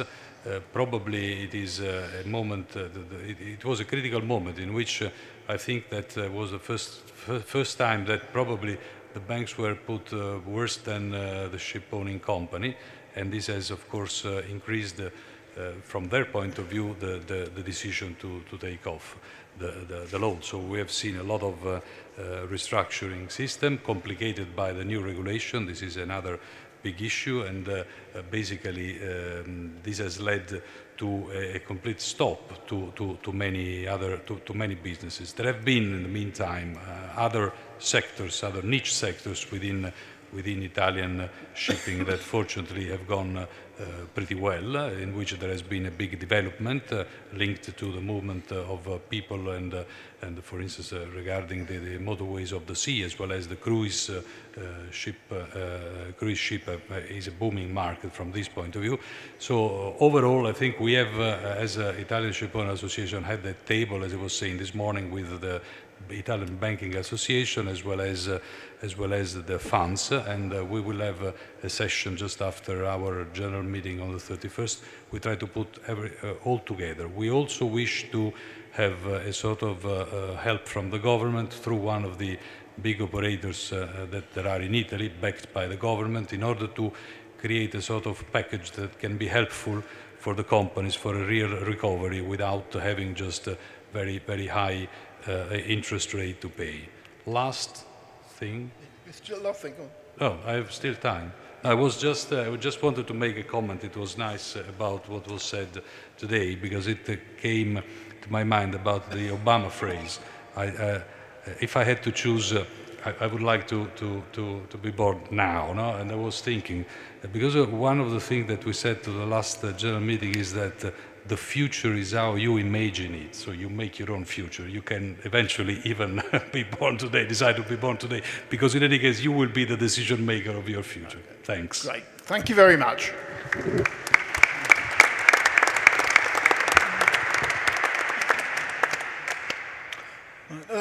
Leonidas Droulas is former advisor to the Saudi Minister of Oil, Sheikh Yamani. Leonidas, we spoke briefly at lunch and I mentioned the impact of the recent drone strikes on Saudi Arabia, which have certainly firmed up oil prices and they've firmed up tanker rates as well. So what's the outlook for the next few months, Leonidas? Well, that was a surprise. As we all know, it was a pretty big attack on the Saudi installations, which theoretically were going to knock out 7% of global production. And the market, of course, panicked, and within the one day it went up 20%, but then it started losing the increase, and at the end of the day it was 10% up. And now it has drifted back, as we all know, to where it was before September the 14th. So it shows you how volatile the oil business is, but it also shows you how important oil is. It's 33% roughly of global primary energy demand, and together with gas and coal, these fossil fuels that people do not think are of much use anymore still occupy 85% of global primary energy. Renewables globally are only 4% at the moment. Hydro is around 7%. And nuclear is 4%. So there's a long way to go before fossil fuels are supplanted. And of course, there has to be a big question whether this is advisable in such a short space of time and how costly it will be. The shipping industry, of course, is now facing not a climate change issue as such, because the sulfur dioxide cap due to sulfur dioxide, the sulfur cap of 0.5% by weight is not, strictly speaking, a climate change problem, it is a pollution problem.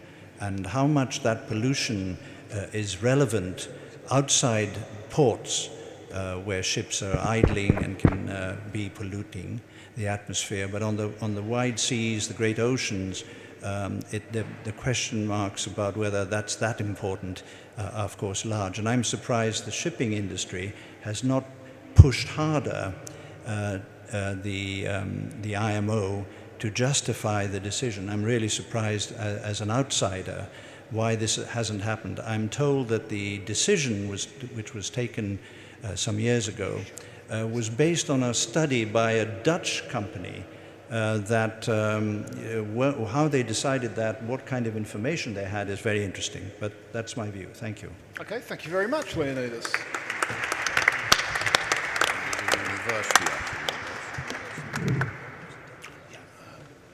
James Bean is Managing Director of the Standard Club UK Limited. James, we know that most P&I clubs, almost all of them, lost money last year. Only a handful actually secured a positive combined ratio. So what's going wrong and how can P&I clubs start being profitable again?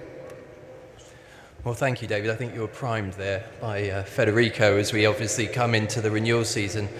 I think the simple answer is that P&I cover remains cheap.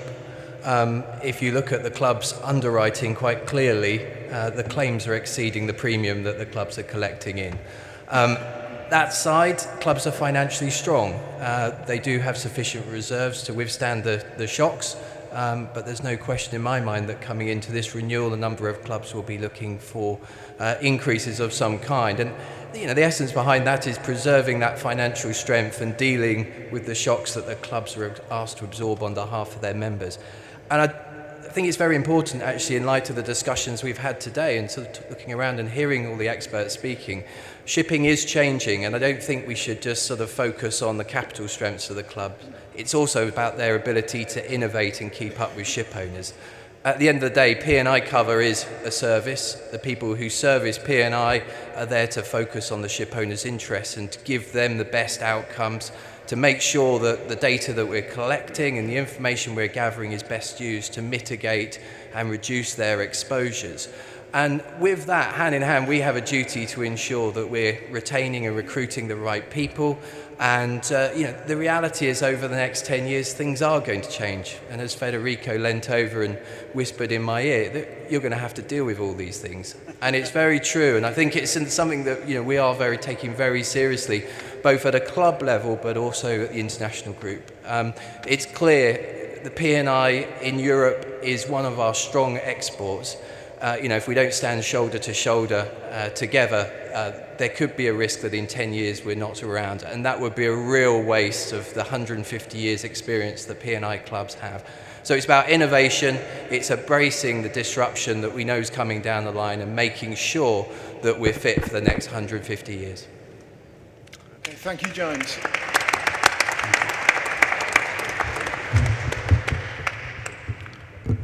Federico Deodato is Chief Executive of PL Ferrari & Co., one of the world's leading P&I brokers. So, obviously, Federico, your job in the broking sector is to get the best deal for your clients. Are you able to use the pressure that P&I clubs are under at the moment to squeeze them harder and get that pricing down for your customers? So I think we have a double duty on one side. One is to get a better deal, and on the other side, if we want to be responsible, we have to try to maintain and preserve this system, which is working so well, and which has been servicing the shipping industry for more than 150 years these days. So on one hand, it is certainly important, and James can certainly remember some of the discussion we had. You always go to get the best deal and so on. By the same token, I think we all have a collective responsibility. All we are working within the club system to make sure that we are not drawn into, which is what has been happening in the last few years, into a finance-driven kind of game. So we shouldn't forget that, the club system is based and still based on mutuality, which is something, it is sort of a tool which has been allowing the clubs to provide levels of cover which would be unavailable otherwise to the shipping community, which is something which is incredibly important also in terms of increasing liabilities all over the places and so on, and the club's always been there beside the ship owners trying to fit the need and try to help. So in short, yes, of course we're going to screw them as much as we can on behalf of our owner. By the same token, I think it will be the responsibility of them, it will be the responsibility of us, and it will be the responsibility of the ship owners, the client ship owners, who are the ultimate owners of the clubs, because they have been not talking of commercial insurance. The owners are the ultimate owners of the club itself. What is important is try to set right the mutual equation, which is basically the premium coming into the system should be good for making good, the losses which are paid. The financial element of it, if there is too much money in reserves, if there is anything of this kind and so on, this should be resolved by way of returning capital, not by way of subsidizing silly prices, which can only generate troubles going forward for everybody, and for the shipping community in particular. Thank you very much.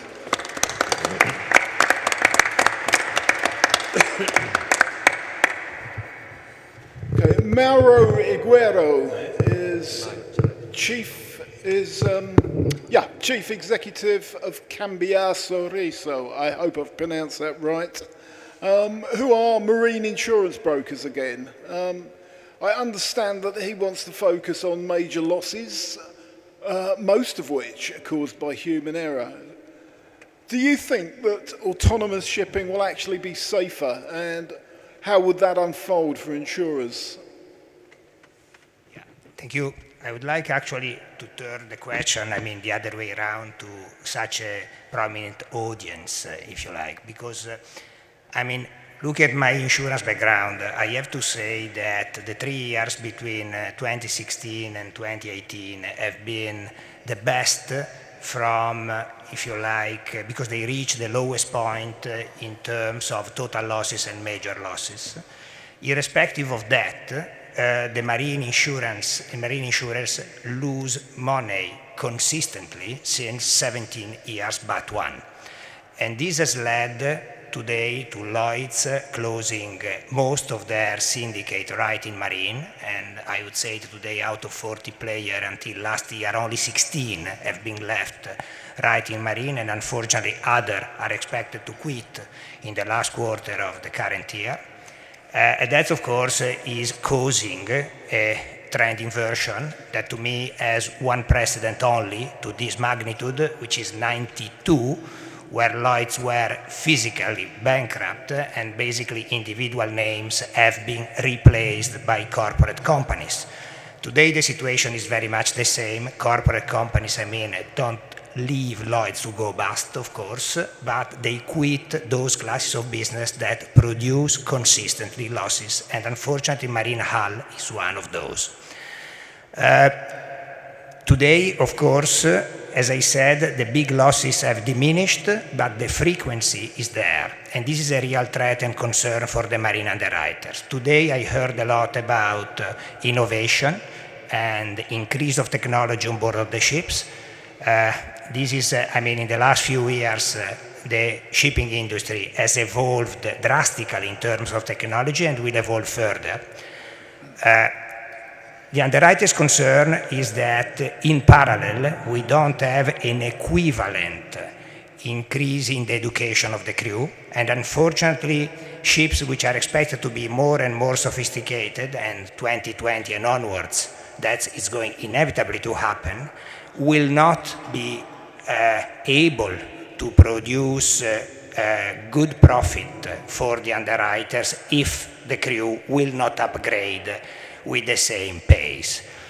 So the provocation is, does it make sense to continue investing in crew education, or, let's concentrate 100% of the industry efforts on autonomous ship? Of course, I don't have the answer. And that's, if that is going to happen, what are the effects of a possible cyber attack? And what are the effects on the redistribution of wealth, talking to what Professor Dalimonte said, because autonomous ship definitely will mean a tremendous lack of employment for millions of people coming from evolving countries. Thank you very much.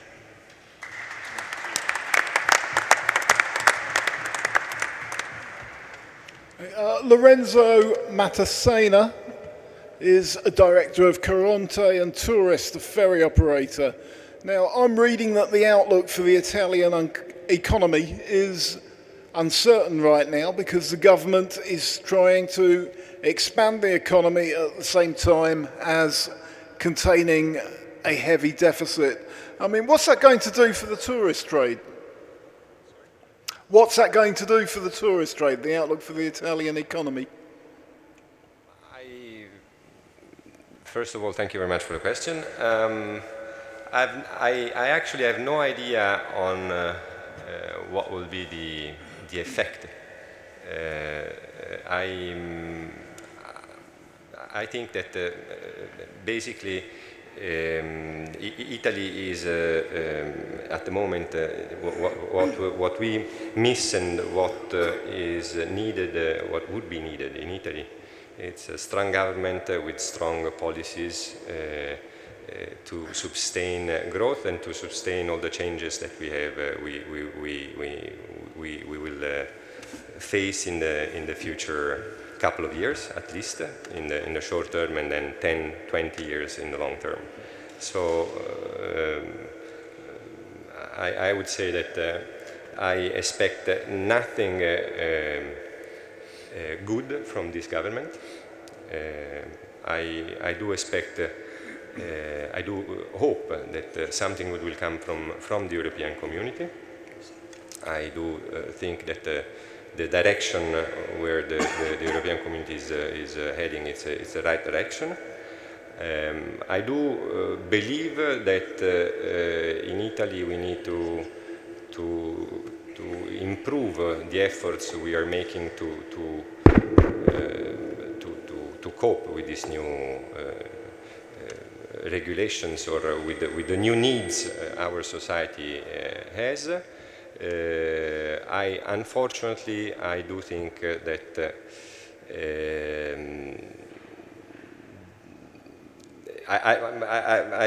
for my kind of business, like my kind of, for the type of business I'm running, I have lots of contacts with the public authorities in Italy, better than with the public authorities, with the international public authorities. Unfortunately, from my point of view, the level of skills of our public authorities is not sufficient to face the new challenges. So I do hope that in a very short period of time we will be able to fulfill this lack of. Thank you, Lorenzo. Thank you, Lorenzo.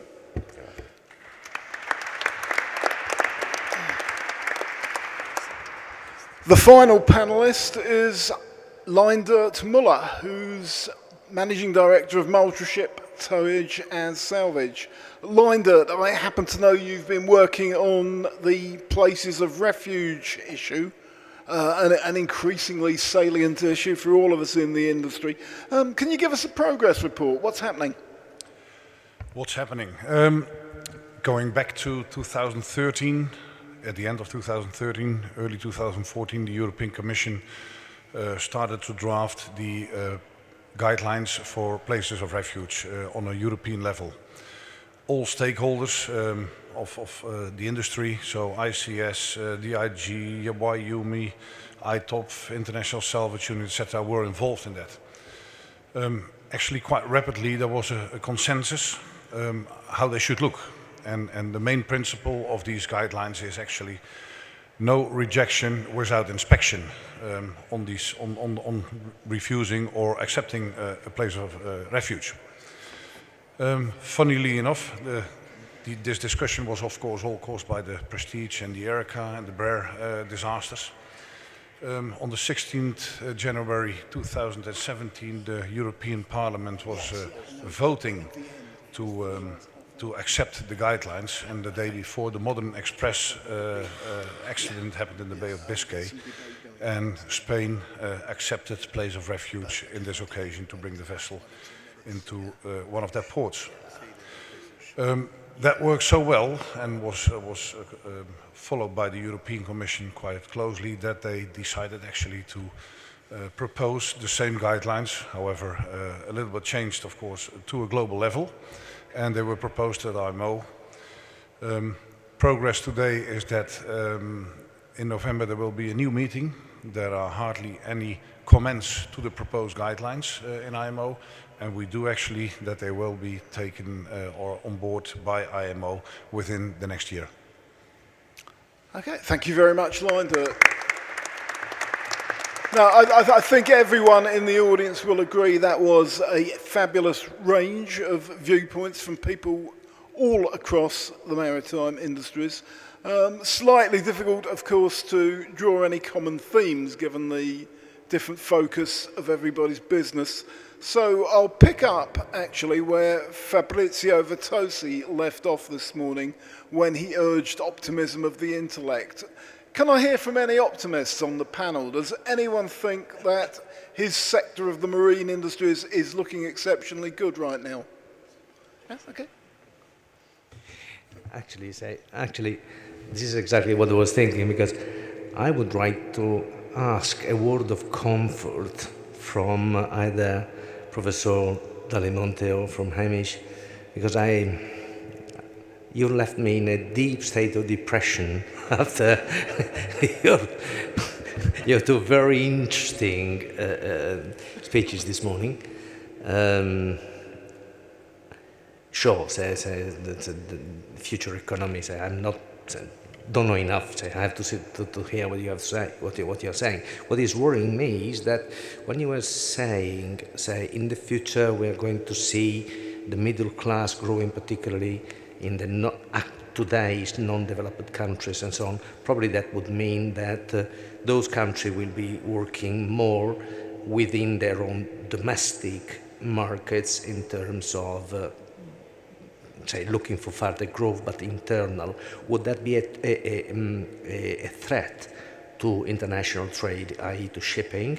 So are we going to see, as you were saying, relocation of the production activities in those places, and then, say, obviously, the internal distribution to the detriment of the shipping, global shipping industry?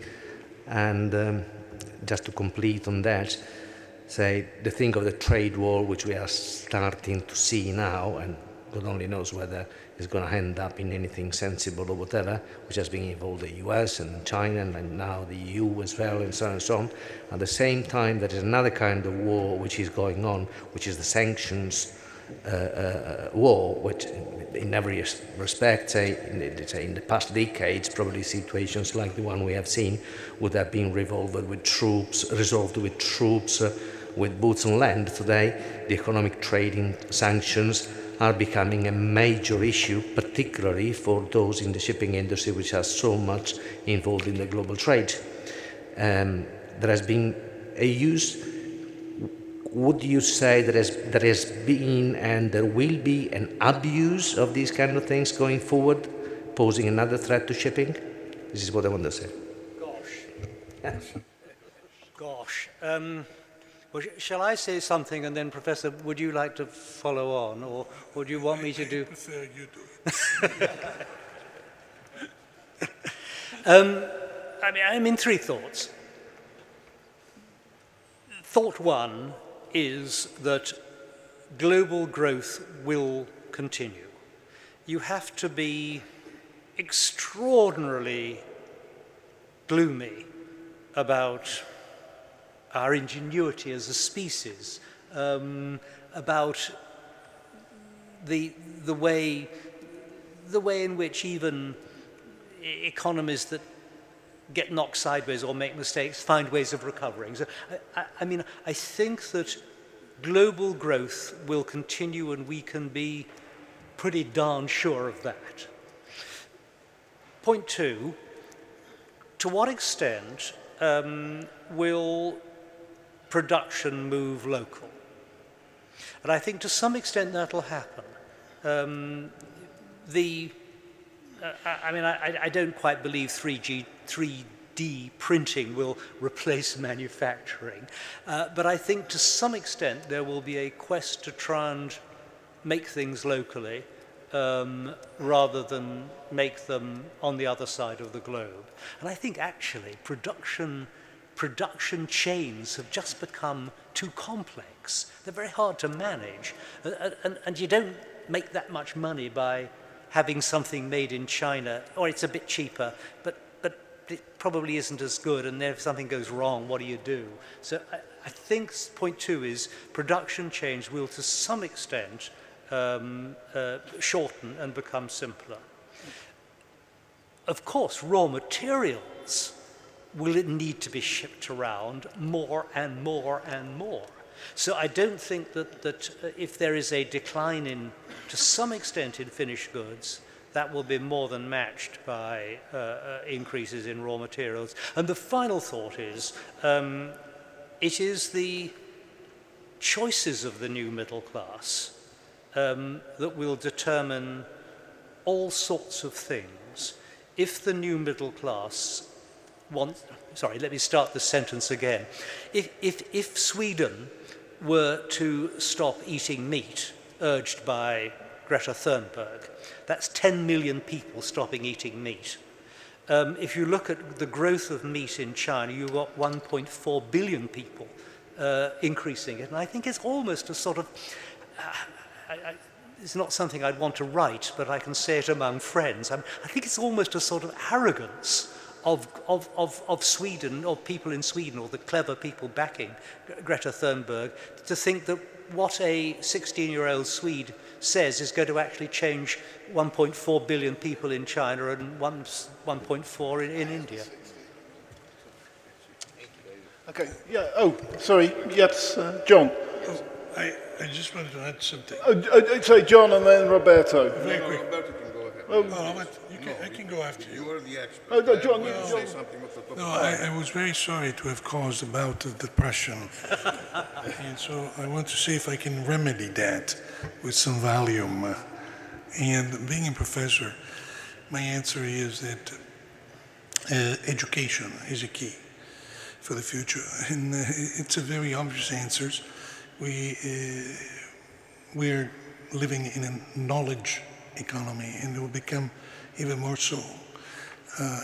We heard about artificial intelligence and everything else. And so we have to improve our educational systems. In Europe and in America, I am profoundly concerned about the United States. I didn't have the time to express that before, because the deterioration of public education in the United States and in other European countries is one of the key factors, in my opinion, that prevents me from being more optimistic as I would like to. We have to invest more in education. It's a must, it's a priority. And I'd like to finish with, since you spoke about 3D printing, and you spoke before about artificial intelligence, because this creative disruption is going to continue. Just a very simple anecdote. A few months ago, I took a taxi in Rome, and I started to talk with the driver. He was an older man. And I asked him for how long he was driving a taxi, and he said just 3 years. And because he was in his 60s, I asked him, what did you do before? And before driving a taxi, he was a goldsmith. He was working for Bulgari. He was not working on his own. And one day he was called in, not just him, but he and his fellows, and he was fired with his colleagues. And he was fired because now Bulgari, according to what he told me, and I have no reason not to believe him, Bulgari is making gold necklaces and gold rings with a 3D printer. And this was a man who honed skills. And what do you expect? This man was angry. How many millions of men have lost their jobs? Of course, other millions have found other jobs, but there is a disconnect here. And this disconnect between the losers and the winners that makes me concerned. And that's why I'm saying the role of government has to change in order to respond to these challenges. The role of government has to be changed. We need new ideas, new leaders, and we need more investment in education. Okay, John, do you want to come in now? Yes.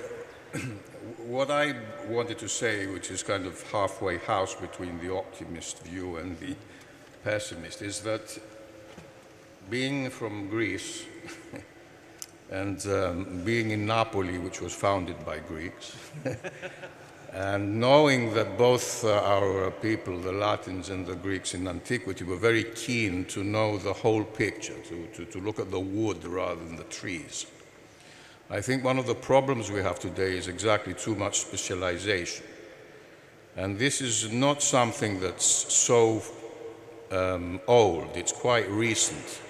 Because I was reading a book recently about the Scottish Enlightenment, which was the first Enlightenment, in fact, in Europe in the 18th century. People like Adam Smith and Hume and Hutcheson and a lot of the founding fathers of the US who were emigrants from Scotland. And they were very keen on people not being specialists, on people having an education that allows them to have a better kind of overall view of what they are and what the world they're living is in. And having said that, the middle class political experts say, and I believe this, are the sort of fundament of representative democracies. You need a middle class if you want to have a kind of functioning and healthy democracy. But you also need people to be exactly aware and informed. And this is, I think, the problem today, that we are used to, unfortunately, and this is one of the causes of populism, of misinformation. It's not just that we don't trust our politicians very much. We don't trust the information that the news or supposedly integral and credible agencies are giving us. And this is I think, very detrimental. But I want to finish by saying that we are in the bulk business, so the fact that more raw materials are going to be moved around is music to my ears in shipping. And this also brings to the fore that there are sectors in shipping, and a lot of the time we talk about issues as if they apply across the sectors in the same way, and they don't. I mean specifically shipping issues here, like the sulfur and greenhouse gas and so on and so forth. But I don't want to get into that. What I do want to get into is that after the war, the Second World War, when I was born, and when I started in shipping in the 60s and early 70s, globalization was not the economic system of the globe, but international trade was. And international trade has always been, since time immemorial, since Neolithic times. So right now, we know that globalization has a lot of problems and a lot of economies and countries are disenchanted with it. But that doesn't mean that international trade is going to stop. And quite frankly, I don't understand these trade wars because in a globalized context, it's almost, a paradox when you try and impose tariffs or import quotas when you don't know who owns the stuff. I mean, I was told recently that most of the pork production in the US is owned by the Chinese. So what are they trying to do with the trade war? More populism. So I think that that's one of the things that we have to get rid of, populism. And I go back to what Mr. Limonte was saying, that education is important, but education, what education? Not so specialized education. Education which allows people to know, sorry to say this, what Plato was on about, and what Aristotle was on about, and what Adam Smith was on about. Because that's another problem today. We think that history is quaint, that it's for the specialists, and it doesn't apply to us today. But without knowing the past, you can't really move on into the future. Thank you.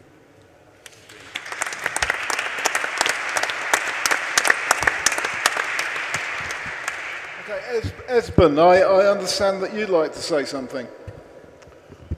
Thank you, David. I just have a mixed bag of partial observations and partial opinions.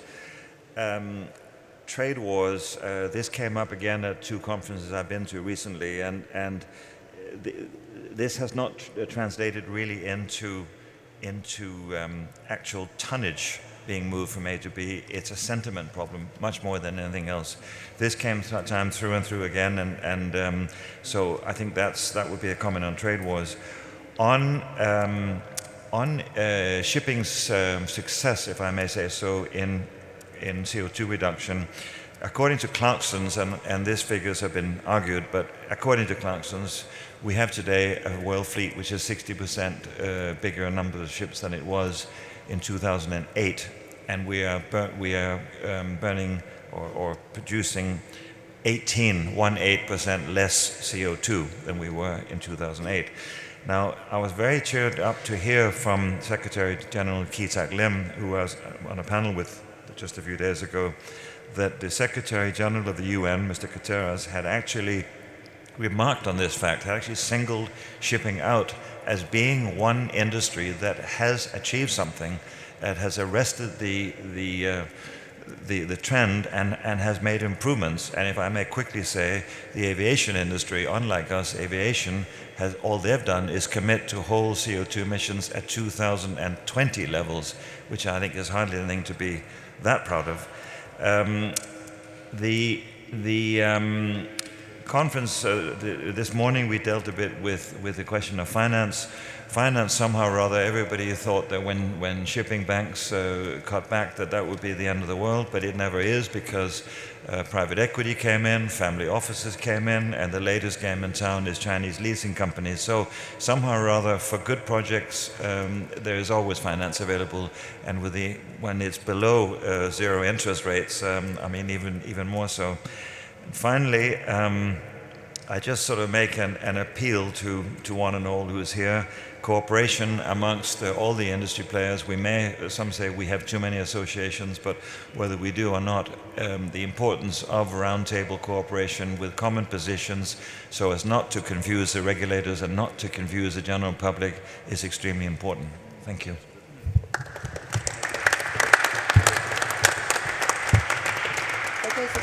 Thanks very much, Esmond. Does anyone want to keep that? Thomas, what do you have to say? I don't want to disturb your plans or schedule, but I would have a question for Hamish McRae, because there's one point that seems to be contradictory in what you said. On one hand, you said you expect a growing middle class, and I suppose this will be especially in Asia, goes along with more qualified, higher value jobs.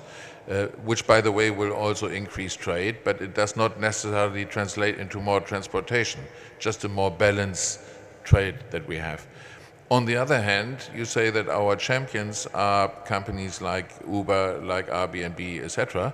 And apart from being digital, they are also all trying to reduce social standards. They're employing substandard people, they are bringing earnings down, they're exploiting people.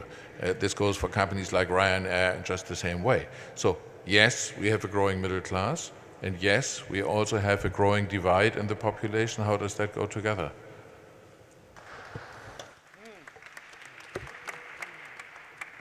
Well, I'm relieved that there was only one. I'm relieved if there was only one obvious inconsistency in what I was saying. I'm stumbling around in a fog. Look, I think we're right. I think I'm right about suggesting that the great global middle class will go on growing. I hope I'm right there, because I think that's good for the global society. I think that the extreme disruption that Airbnb is interesting, actually. If you look at that Uber has brought, it is actually coming to a close. There's pushback against it. Taxi firms are improving their game. The idea that you can run a business and just lose money in order to grow, I'm pretty sure we're at the end of that cycle. The WeWork Act is a good example of the end of that. So, and actually, Uber share prices, from memory, about 35% down now on the float earlier this year. Lyft is down 40% when I last looked. So I think we're getting to the end of the idea that you can just disrupt and lose money in the process of disrupting and hang the social cost of that. I think that's coming to a close. And then if I could answer my own industry, which has been totally devastated by it, and my principal place that I write for, which is the Independent of the London Evening Standard.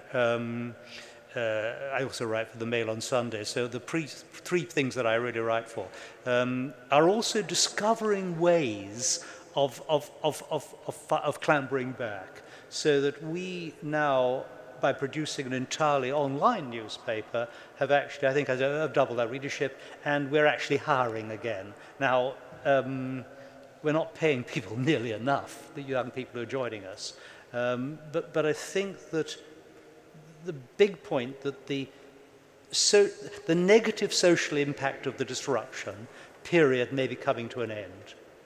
I hope I'm right there, because if it doesn't, then society will push back and crush them. Right, okay, do we have any more contributions on this theme? No? Well, I started by asking... Sorry. Oh, you do? Right at the end, but you go ahead. Well, I think since we're drawing to the end of the people who are optimists, so do you want to say one more thing, Esben? Yeah. In my little scruffy note here, one thing I wanted to say, which is to try and cheer up this audience a little bit, which is, since we need to be positive.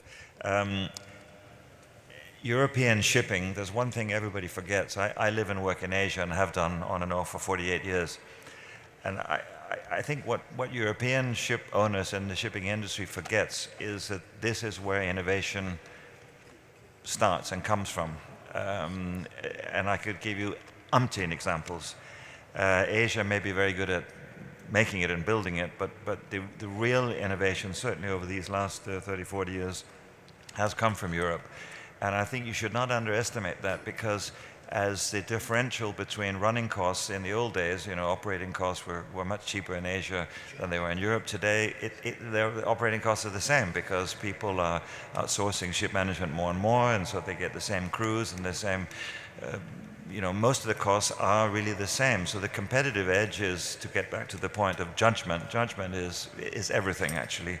But don't underestimate one thing that Europe is very good at, and that is innovation. Thank you. Did Emanuele want to say something? Yeah? I think I was going to do the same point that Esben was doing, but I would add to that there are another two factors that perhaps can give some optimism. First is even the so-called robotization, and perhaps also the digital world, where unfortunately the human being is less important. And therefore, if there was a gap of cost, that cost will be less important in the future. And then I think also I hope the understanding of the politicians of what is needed, because it's easy to say that we don't like nationalism and populism, but I think this is the product of politicians who didn't understand what was happening in the world.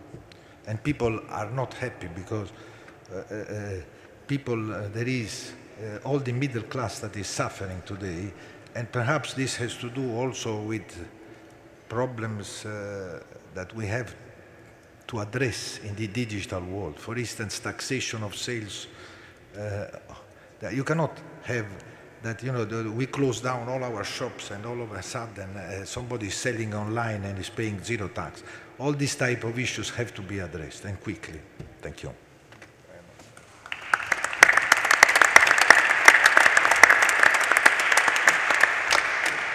And now the other face of the question, I suppose, is pessimism. Is anybody particularly pessimistic at all for the shipping industry or their sector, or would like to admit it on the platform? Does anyone think they're in for a hard time? Well, that's good news. Right. I'm going to now move on to the sulphur cap, which is a subject that hasn't actually been mentioned much so far, which surprises me slightly because it's probably the next big thing coming over the hill for shipping. So perhaps some of the ship owners on the panel could give us some idea of how they plan to comply with these rules from the IMO. What are you going to do? Cleaner fuel, open loop scrubbers, closed loop scrubbers? Take your chances? What's your next move? Thank you. Well, first of all, perhaps I should pick up on something that Professor Dalimonte said before about the pillars of a liberal democracy. Shipping is similar to that. We need trust from our customers, and they have trust in the international, in the global trade system. We need to be consistent. We need to deliver our services consequently and in a sustainable way. So trust is, of course, for shipping also something that we live on. But we also need to have the willingness to compromise. And perhaps the sulfur is just that. It's something that we perhaps not all favor of, but the decision is taken. We have to get on with it. And we see the ship owners do different things. I think that's a good thing, that we don't all run for the same solution, because then I think a multifaceted solution is usually the best. This will, of course, develop slowly and emerge into something else, I presume. This debate about scrubber, I would say that's the individual decision of each and every ship owner, given the rules and regulations that are there now. And I would not like to comment that anymore, actually. And lastly, if we earn the trust and we have the willingness to compromise, but we also have to have the money in the end and make checks and balances to meet. So think about that as well. Thank you. Thank you. Any of the other owners like to talk about their sulfur cap plans? Yeah, John, thank you. Yes, I just want to add and repeat what Leo Droller said before, that it's amazing that we're faced with this predicament in shipping, because in effect, the brunt of the problem is going to be borne by the bulk sector, by the ships that have to be at sea for a long period of time, and the ones that are itinerant, which is the tramp bulk model, which unfortunately a lot of regulators don't really understand. And it's amazing because it's 84% more or less of the ton miles per annum, because it's the raw materials and the cereals and so on, the homogeneous bulk cargoes, which every country needs. So it's not sort of, if you like, luxury goods or, if you like, unnecessary transportation, if I can use that word. So, and the other thing that's also the problem is that the IMO, and this is going to probably be the case with the greenhouse gas aspirations as well, regulates ships and does not regulate the energy sector. It doesn't regulate the charterers. It doesn't regulate the bunker suppliers or the refineries. Whereas for both the sulfur issue and the greenhouse gas issue, you need to have these sectors committed. Otherwise, the ship owner is faced, as we are right now even, because we have to prepare for the 1st of January and the sort of kicking in of the sulfur cap regulation. We're in a very difficult position because we can't find the right bunkers, the 0.5% bunkers around the world. And as Mrs. Bottiglieri said before, you can't mix them. So you can get a batch in one port, and then the next batch you get in another port, you can't mix with the previous one. So we've had one fuel for almost 50 years now, which is the heavy fuel that's been burnt, and which allowed, if you like, the tramp bulk system to work as smoothly as it has, and to keep transportation costs down as it has. And now we're going to have a very kind of mixed and uncertain situation, because there's not one solution. And there are a lot of solutions that are dangerous. And this is also another point that for us, for our association and for our country and our maritime tradition, is something that we didn't expect from the UN and IMO, for them to put in place a regulation that in fact is unsafe. So this again, sorry to say this, but populism has kind of creeped into, in my opinion, to the IMO as well. It's nice to have a political stance, that this sulfur issue affects health and so on 20 years after the event. But in effect, what it's going to do, it's going to disrupt our sector very badly, and it's going to be expensive. And so is the greenhouse gas regulations that are coming in. So this means that transportation by sea is going to become much more expensive. And this is something that I don't think was factored in appropriately in the first place. Okay.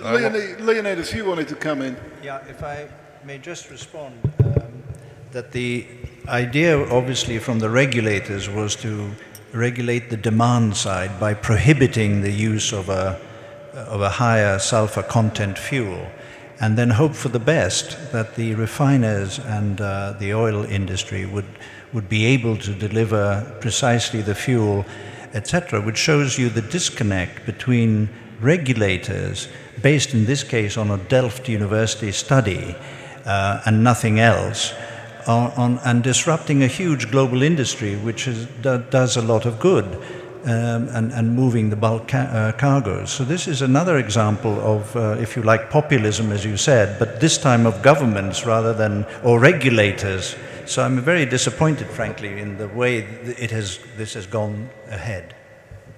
But is that controversial with anyone else on the panel? It is absolutely true what we have seen. I think that one thing that a proper regulator has to do, whether it is national, European, or worldwide, when you adopt or you impose such measures, you should also try to find a way to finance the experiment. Because one of the main problems that there is that if you cannot blend two different products, both one in one place or another, by different producer, you are really putting at risk the possibility of the development, but also the life of the crew that is on board. So I think that one of the big disconnection that there is, apart from taking a decision just from one study and so on, is also the fact that the decision is taken and imposed without. Now, there is not a specific. I mean, we don't have an ISO specific on these bunkers, so they are not quality in a certain way. We put on board of vessels where there are thousands of people that is working on as a crew. I mean, putting in a certain way, having a question mark about eventual problem that may arise on board of the ship. So probably it had to be prepared totally different, just than deciding a date, but having the possibility of making the necessary trial period in order to then give to the shipping world a proper product. Emanuele. I think that it is indeed very controversial. We could have had a threefold possible decision. One could have been, like in the automotive industry, that the shipyards and the producer of engine had to address the issue.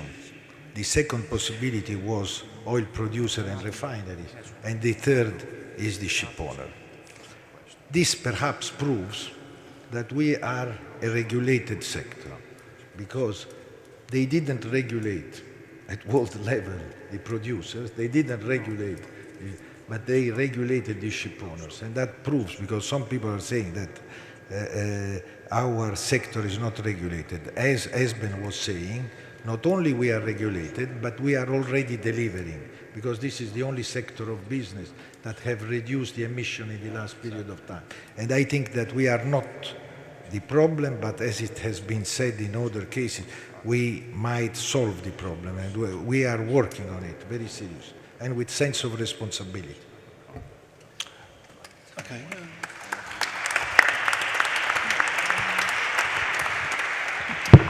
Okay, Espen. Just sorry, very quickly. I think it's important to point out that industry pressed very hard to get a decision out of IMO on this question, because it was hanging in the air and no one quite knew which way it was going to go. And the choice at the time was between 2020 and 2025. And whether you agree with legislation is another matter, but we did press hard and we got the date and we're working towards it. And finally, just to point out, this was a political decision. Let us remember that IMO is countries. It's not shipping experts, it's countries with a very strong political agenda, and so decisions are often taken by people who frankly don't know what they're doing or what they're talking about. And so our job as industry is to try and put the facts on the table, and as you say, not rely on one single study, but on a range of studies, and this is something we clearly have to do much better. Thank you. Okay, thank you, Esben. Of course, one of the fears, some people see an impending car crash here, because the last time I looked at the statistics, only about 2,000 vessels, I think it was, were due to undertake retrofitting for the scrubbers, which leaves something like 80 or 90,000 vessels presumably burning or hoping to burn clean fuel. There are real fears that the refining industry just won't be able to cope with this, that the fuel won't be available for ship owners on January the 1st. Any opinions on this one? Yeah, John. Well, As Leo said and Esben, this decision was based on the one study that was made by Delft University, and they assumed a much higher percentage of ships that would have fitted scrubbers by the date of this regulation, by 2020, 1st January. Now, what they don't realize is that it's very, very difficult to retrofit a ship with a scrubber and make it work. You can put it on, but it's not easy to have it efficiently working and doing the job it's supposed to do. The other thing that we didn't know at the time, but we know now, is that after the 1st of January 2020, we don't know what the content of the high sulfur fuel is going to be. Right now it has to be 3.5%. It's going to be 0.5% the rest of the world, but for a ship with a scrubber, you can get heavy fuel which has a sulfur content of over 3.5%. So there, whether your scrubber can do the job or not is a question mark. To conclude, it's not very easy for a ship owner to decide to retrofit a ship in our sector, which is the bulk tramp sector, which, as I said before, is itinerant, and whether you have to ply the oceans and bunker in ports around the world, which is one of the reasons why this Delft study was so off in terms of the percentage of ships with scrubbers that it effectively predicted would be the case. And another point that the ICS and the shipping organizations did ask for the availability study to be brought forward, which again, that was denied. We asked for this to happen 3 years ago and not sort of a year and a half ago. And again, it was wrong because they said that there would be availability, and obviously there isn't going to be availability. Okay, Thomas. Maybe one general remark. In hindsight, you can question the wisdom of allowing a two-tier system by allowing scrubbers. Philosophically, you can say what Angeliki Franco said the other day. It is a 19th century solution for a 21st century problem. Now, that's a very catchy phrase, but is it really wise to impose on the bunkering system two different qualities with all the implications and consequences that go along with it? Would it not have been better to say we have one common standard that is then also technically well-founded so that the supply is secured? I think that is something which in hindsight would have been much easier and would have taken away a lot of uncertainty of the situation. Right, but it couldn't have been done, could it? That just wasn't technically feasible in the time that we had available, was it? Well, we have decided at one point in time that we are going to have unleaded kerosene, unleaded fuel on the roads. So why should we not have decided that gradually we take down the sulfur content also in the bunker fuel that we are using? We have also gradually increased it over the years, so we could have also globally decided that we gradually decrease it.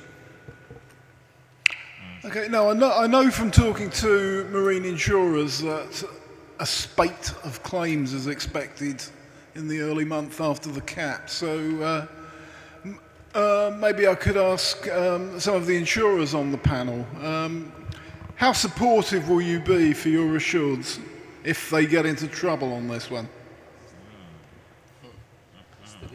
Thank you for that. No, I think Mariella covered the topic very well earlier in her section. I mean, the simple fact is we are anticipating an increase in claims, whether that's on the P&I, the damage to hull, or the defence. The reality is that P&I clubs are mutual. We're there to support our members, and so far as we can, if liabilities arise, whether it's an increase in collisions or if it's an increase in whether it's damage to hull or whether they have liabilities otherwise, the cover's there to support them. I think the challenging areas around the club's rules in relation to violations of MARPOL, so deliberate acts of pollution. So if a ship owner was to burn a fuel that wasn't compliant and was subsequently fined, then cover for those sorts of liabilities would sit outside the scope of P&I cover and would have to go to the boards of those respective clubs to consider. But the only thing I can say in that respect is, as Federico touched on earlier, mutuals are their members. The boards of the clubs are representatives of that membership, and they are all having to contend with IMO 2020. So I would sincerely hope there's sympathy amongst them as to the issues that everyone is having to contend with. We've asked them what are you doing? How are you dealing with it? We tried to risk and analyse all of these things, but no one has an answer. No one has one set approach. So we're finding our way with the ship owners and shoulder to shoulder with them. And I think that's the only way we can approach this. It's always good to know from insurers. Thank you very much, James. Mauro, did you want to say something? Yeah, from a hull insurance point of view, for the time being, I would say the underwriters consider the scrubber as one equipment of the ship approved by the class, so it's to any rate like in a way a generator. So any claim to the scrubber will be included in the policy according to the policy conditions and will be paid by the insurer, save the right of recovery action against the manufacturer wherever there is a responsibility or there could be envisaged responsibility of the manufacturer. Right, any other remarks on sulfur cap before we move on? Okay. I want to repeat. Oh yeah, Emanuele. Sorry, just one concept which I want to repeat. I hope that will not be as bad as we thought or that some people think. Of course, when you do something new, there are incognita. And I think we had this when the 0.1 was introduced in the SECA, the Baltic, North Sea, and so on, where I have a fleet of vessels that are operating there. But what has to be clear is that if the ship owner, for whatever reason, is not in the possibility to comply, that he cannot be fined. It's as simple as this. Because there might be cases, and the ship owner must be able to defend itself, that if he is unable to comply, because for one reason or another the fuel is not available in the ports that he is calling, he must not be held responsible for this. I think this is a very important concept that I think it has to be extremely clear from the start of January 2020. Thank you. But is the International Association of Class Societies intending to have common rules on the technical issues surrounding scrubbers? Do you know? You know that unfortunately now we are, although some people are discussing that if we are or not, we have a lot of tiers of control. And I think perhaps it's right, but we shouldn't forget that we have classification societies, we have port state, we have flag state, we have the IMO, so we have a lot of controls. And this is why I'm trying to express that this, of course, should be worldwide. And if somebody, for whatever reason, is found with bunkers that are not correct, or if he stopped, he must be able to defend himself if he was unable to comply. But I repeat, it has to be proof, because also the new legislation has to be policed, because otherwise some smart guy might take the opportunity. But if the ship owner is really unable to comply, he must be defended, and I think he cannot be held guilty for that. Thank you. Do you fear uneven enforcement, that some countries will go easy on their national ship owners and go hard on everyone else? Is that a risk? Of course there is, but that is very much connected with Coast Guard, with, of course, the police of the agreement, and even the structure. In some countries, there is a strong structure that can be able to control, and others is less. But I am sure, I repeat, ship owners are very responsible and they will comply. Hopefully also, I am optimistic that the bunkers will be available. Right, I was particularly interested in the Greta Thunberg clip because I've got a 16-year-old daughter myself. She has been taking part in some of the school strikes, as they call them, although I don't know whether her motivation is getting Friday off school or protesting about the climate.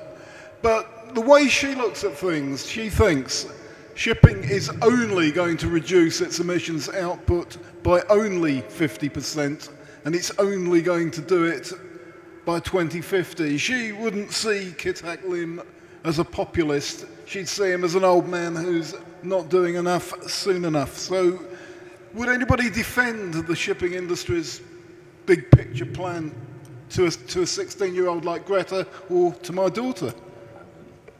Go on, Espen. Espen's volunteered to do this. I think it's very important. You should ask your daughter, because I've had my daughters a little bit older than 16, I have to say, but nonetheless they ask me similar questions. Ask about each country. Check the countries. Who is doing better, shipping or the countries? We are way ahead of most countries, but no one likes to talk about this because we're a very easy target. We're about 2.2% of the world CO2 output, which equates to, in absolute terms, that of Japan or Germany. This statistic we've all heard 100 times, but we are reducing. And you know, we can prove it, and we may not be reducing fast enough, but this target, we will meet this target. I don't have any doubt, because the ingenuity of mankind is such that it's going to happen. And we may not see it today, but I'm very, very sure it's going to happen. And hopefully your daughter will see that actually we will be ahead of schedule by 2030. Right, any other remarks on sulfur cap emissions generally? If not, I'll turn to Claes's speech this morning, in which, Claes, you were calling on the politicians, quite rousingly I thought, to uphold freedom of navigation. How much of a threat, I mean, yes, you pointed to a series of nasty incidents so far this year, but you know, hey, you know, that could just be coincidence, or do you think differently? Do you think there is a trend that's going against our industry? Yes, I believe it's a trend at least the last 6 to 8 months, and it's a very worrying trend. I think perhaps what we are seeing is that this is the new political order in the world, where we don't have the dominant USA anymore taking care of us wherever there is trouble. And the incidents we've seen around the Strait of Hormuz and also in other places. I'm asking, as a European ship owner, who can we trust to help us with this problem? And I know some states do their things, but I think that EU should play a much stronger role to solving this problem. Well, when you say a stronger role, I mean perhaps something like Somalia, you know, a combined EU naval office to naval operation to protect shipping going through Strait of Hormuz. There are, of course, different solutions to this. There are the diplomatic solutions, there are trade, economical solutions, there are military solutions. I'm not sure which one is the correct in this case, actually, and I don't think I should be the one telling the policymakers which solutions they should solve. But what I'm saying is that we need to have free trade. To provide Europe with 30% of its energy through the Strait of Hormuz, we need to have to use free passage of ships. But are you happy with the political response when you go and talk to the politicians in Brussels? No, are they listening, or are they not listening enough? They are not listening enough. I would like to see a much stronger reaction from them. And it also, I guess, has to do with the change of the Commission and what's going on now in the EU. But nevertheless, I also think that the old Commission should have done a lot more than they did in this respect. I can only echo what has been said. And I think that we have a great responsibility for the seafarers, first of all, because they are risking their life. They are the real engine of the globalization. And today, 90% of the goods are transported by sea. So we are all taking benefit from all this. But who is doing this? All the seafarers. And I think they have already a risky life far away from their families, and I think they need to be looked after by the government, not left alone in the sea. But, okay, John. Yes, can I just to take Manuel up on that? One of the great problems we have is this disparity between what happens, for instance, when an airline is hijacked, or any other kind of vehicle, if you like, and what happens with shipping in terms of, we heard before, what happens to the captain and the crew and so on. So it's very kind of distressing for our industry to know that this perception is allowed to stand, you know, that these people can be imprisoned, they can be sort of, even if they have an accident, this happens, you know, they're taken to jail in handcuffs. How do you expect people to do this job in the future, given that even in Europe we're trying to revive and to sort of expand the personnel that are going to sea, and especially women who want to go to sea, which is one of the policies of the European Union. How does this tally with this kind of really shoddy way that seafarers are treated and captains are treated, who are sort of managers of very expensive assets, and they're not just, you know, idle or opportunist employees. They're very, very skilled people with a lot of responsibility. And if we go for the unmanned version of ships, in order, for instance, some people think that this may solve the problem, that's going to be even worse in terms of security. Just think if you have an unmanned ship in the Hormuz Straits. Thank you. Okay, Thomas. I can only fully support what John just said, and I think we should not forget that when we are sending our ships overseas, we are the ones who are sending them to politically very sensitive areas, and in many cases to failed economies and failed states. We are calling countries like Karachi, we are calling Nigeria, and I forget the exact number of kidnappings and crews that were taken ashore against ransom in Nigeria. It is frightening. All these things are not really something which are in the limelight of the European politicians, yet we have a keen interest in solving them, and the areas in the world where this kind of political uncertainty and instability is spreading are growing, such as in Libya right in front of Italy's doorstep.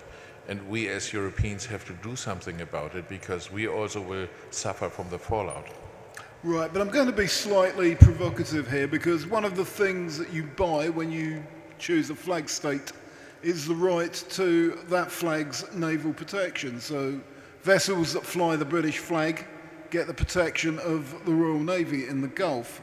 Now, if ship owners are going to Liberia and Panama, shouldn't they therefore be turning to the Liberian and Panamanian navies and asking for their protection? I mean, if you're not paying your way, why should you get the protection? I think I would not be overly impressed with German naval protection in Nigeria in such a case.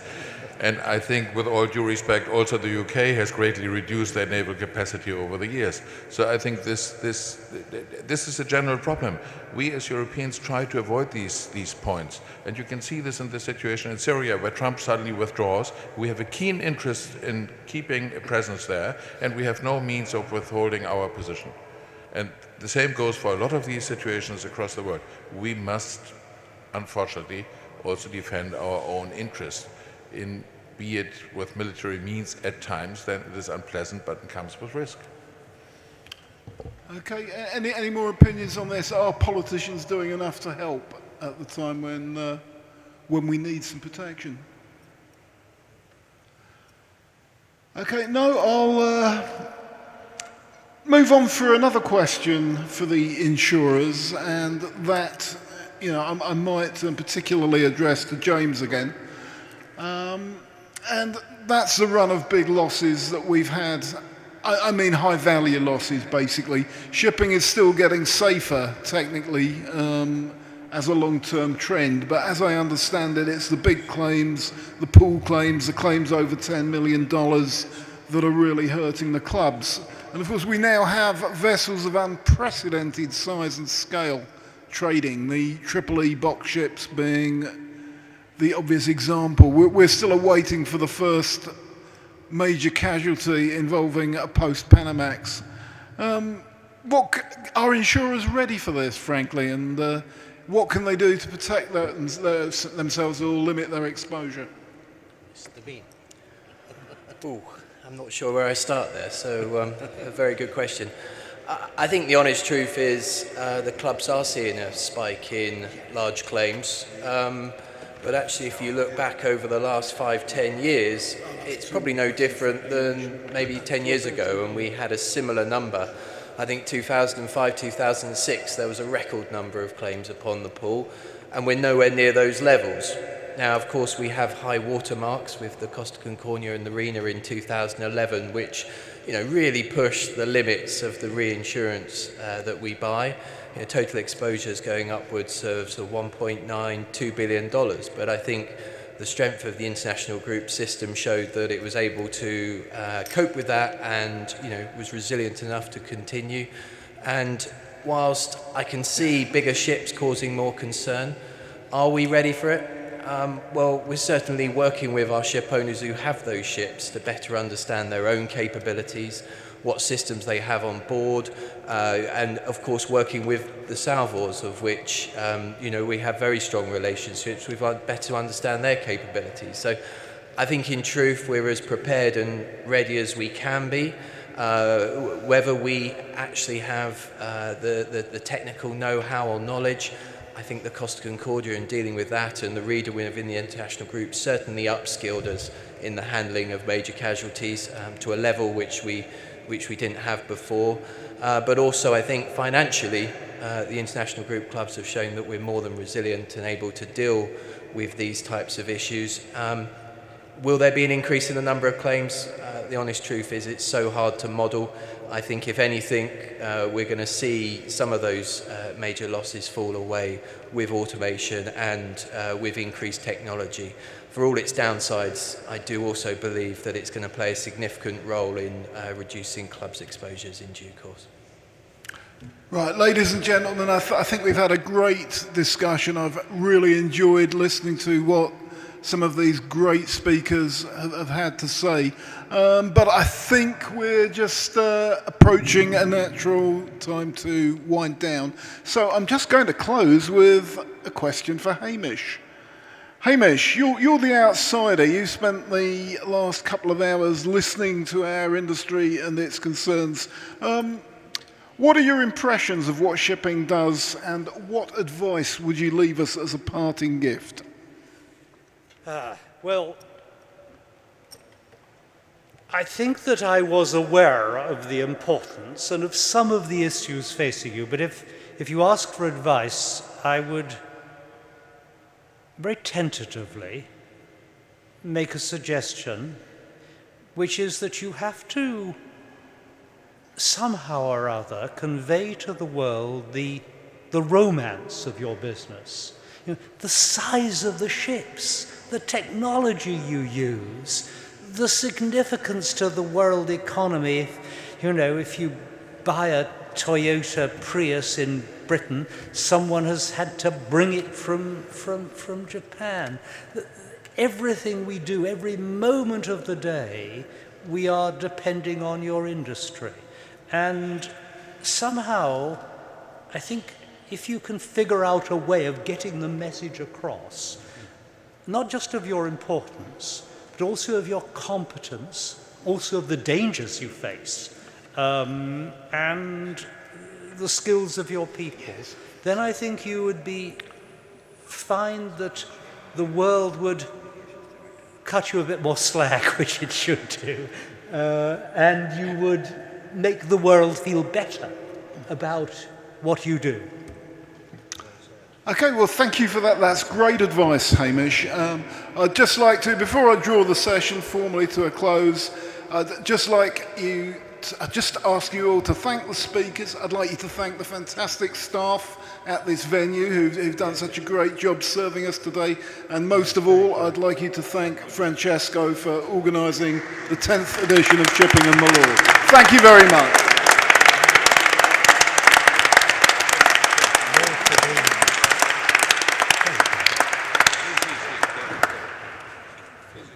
So thank you very much, and tomorrow we start at 9:30 punctually. The proceedings, there is some of the speakers of the first panel that have to leave just in a bit more than, or not even more than 1 hour time. So I say 9:30, but we should be start then. Thank you. Thank you to all.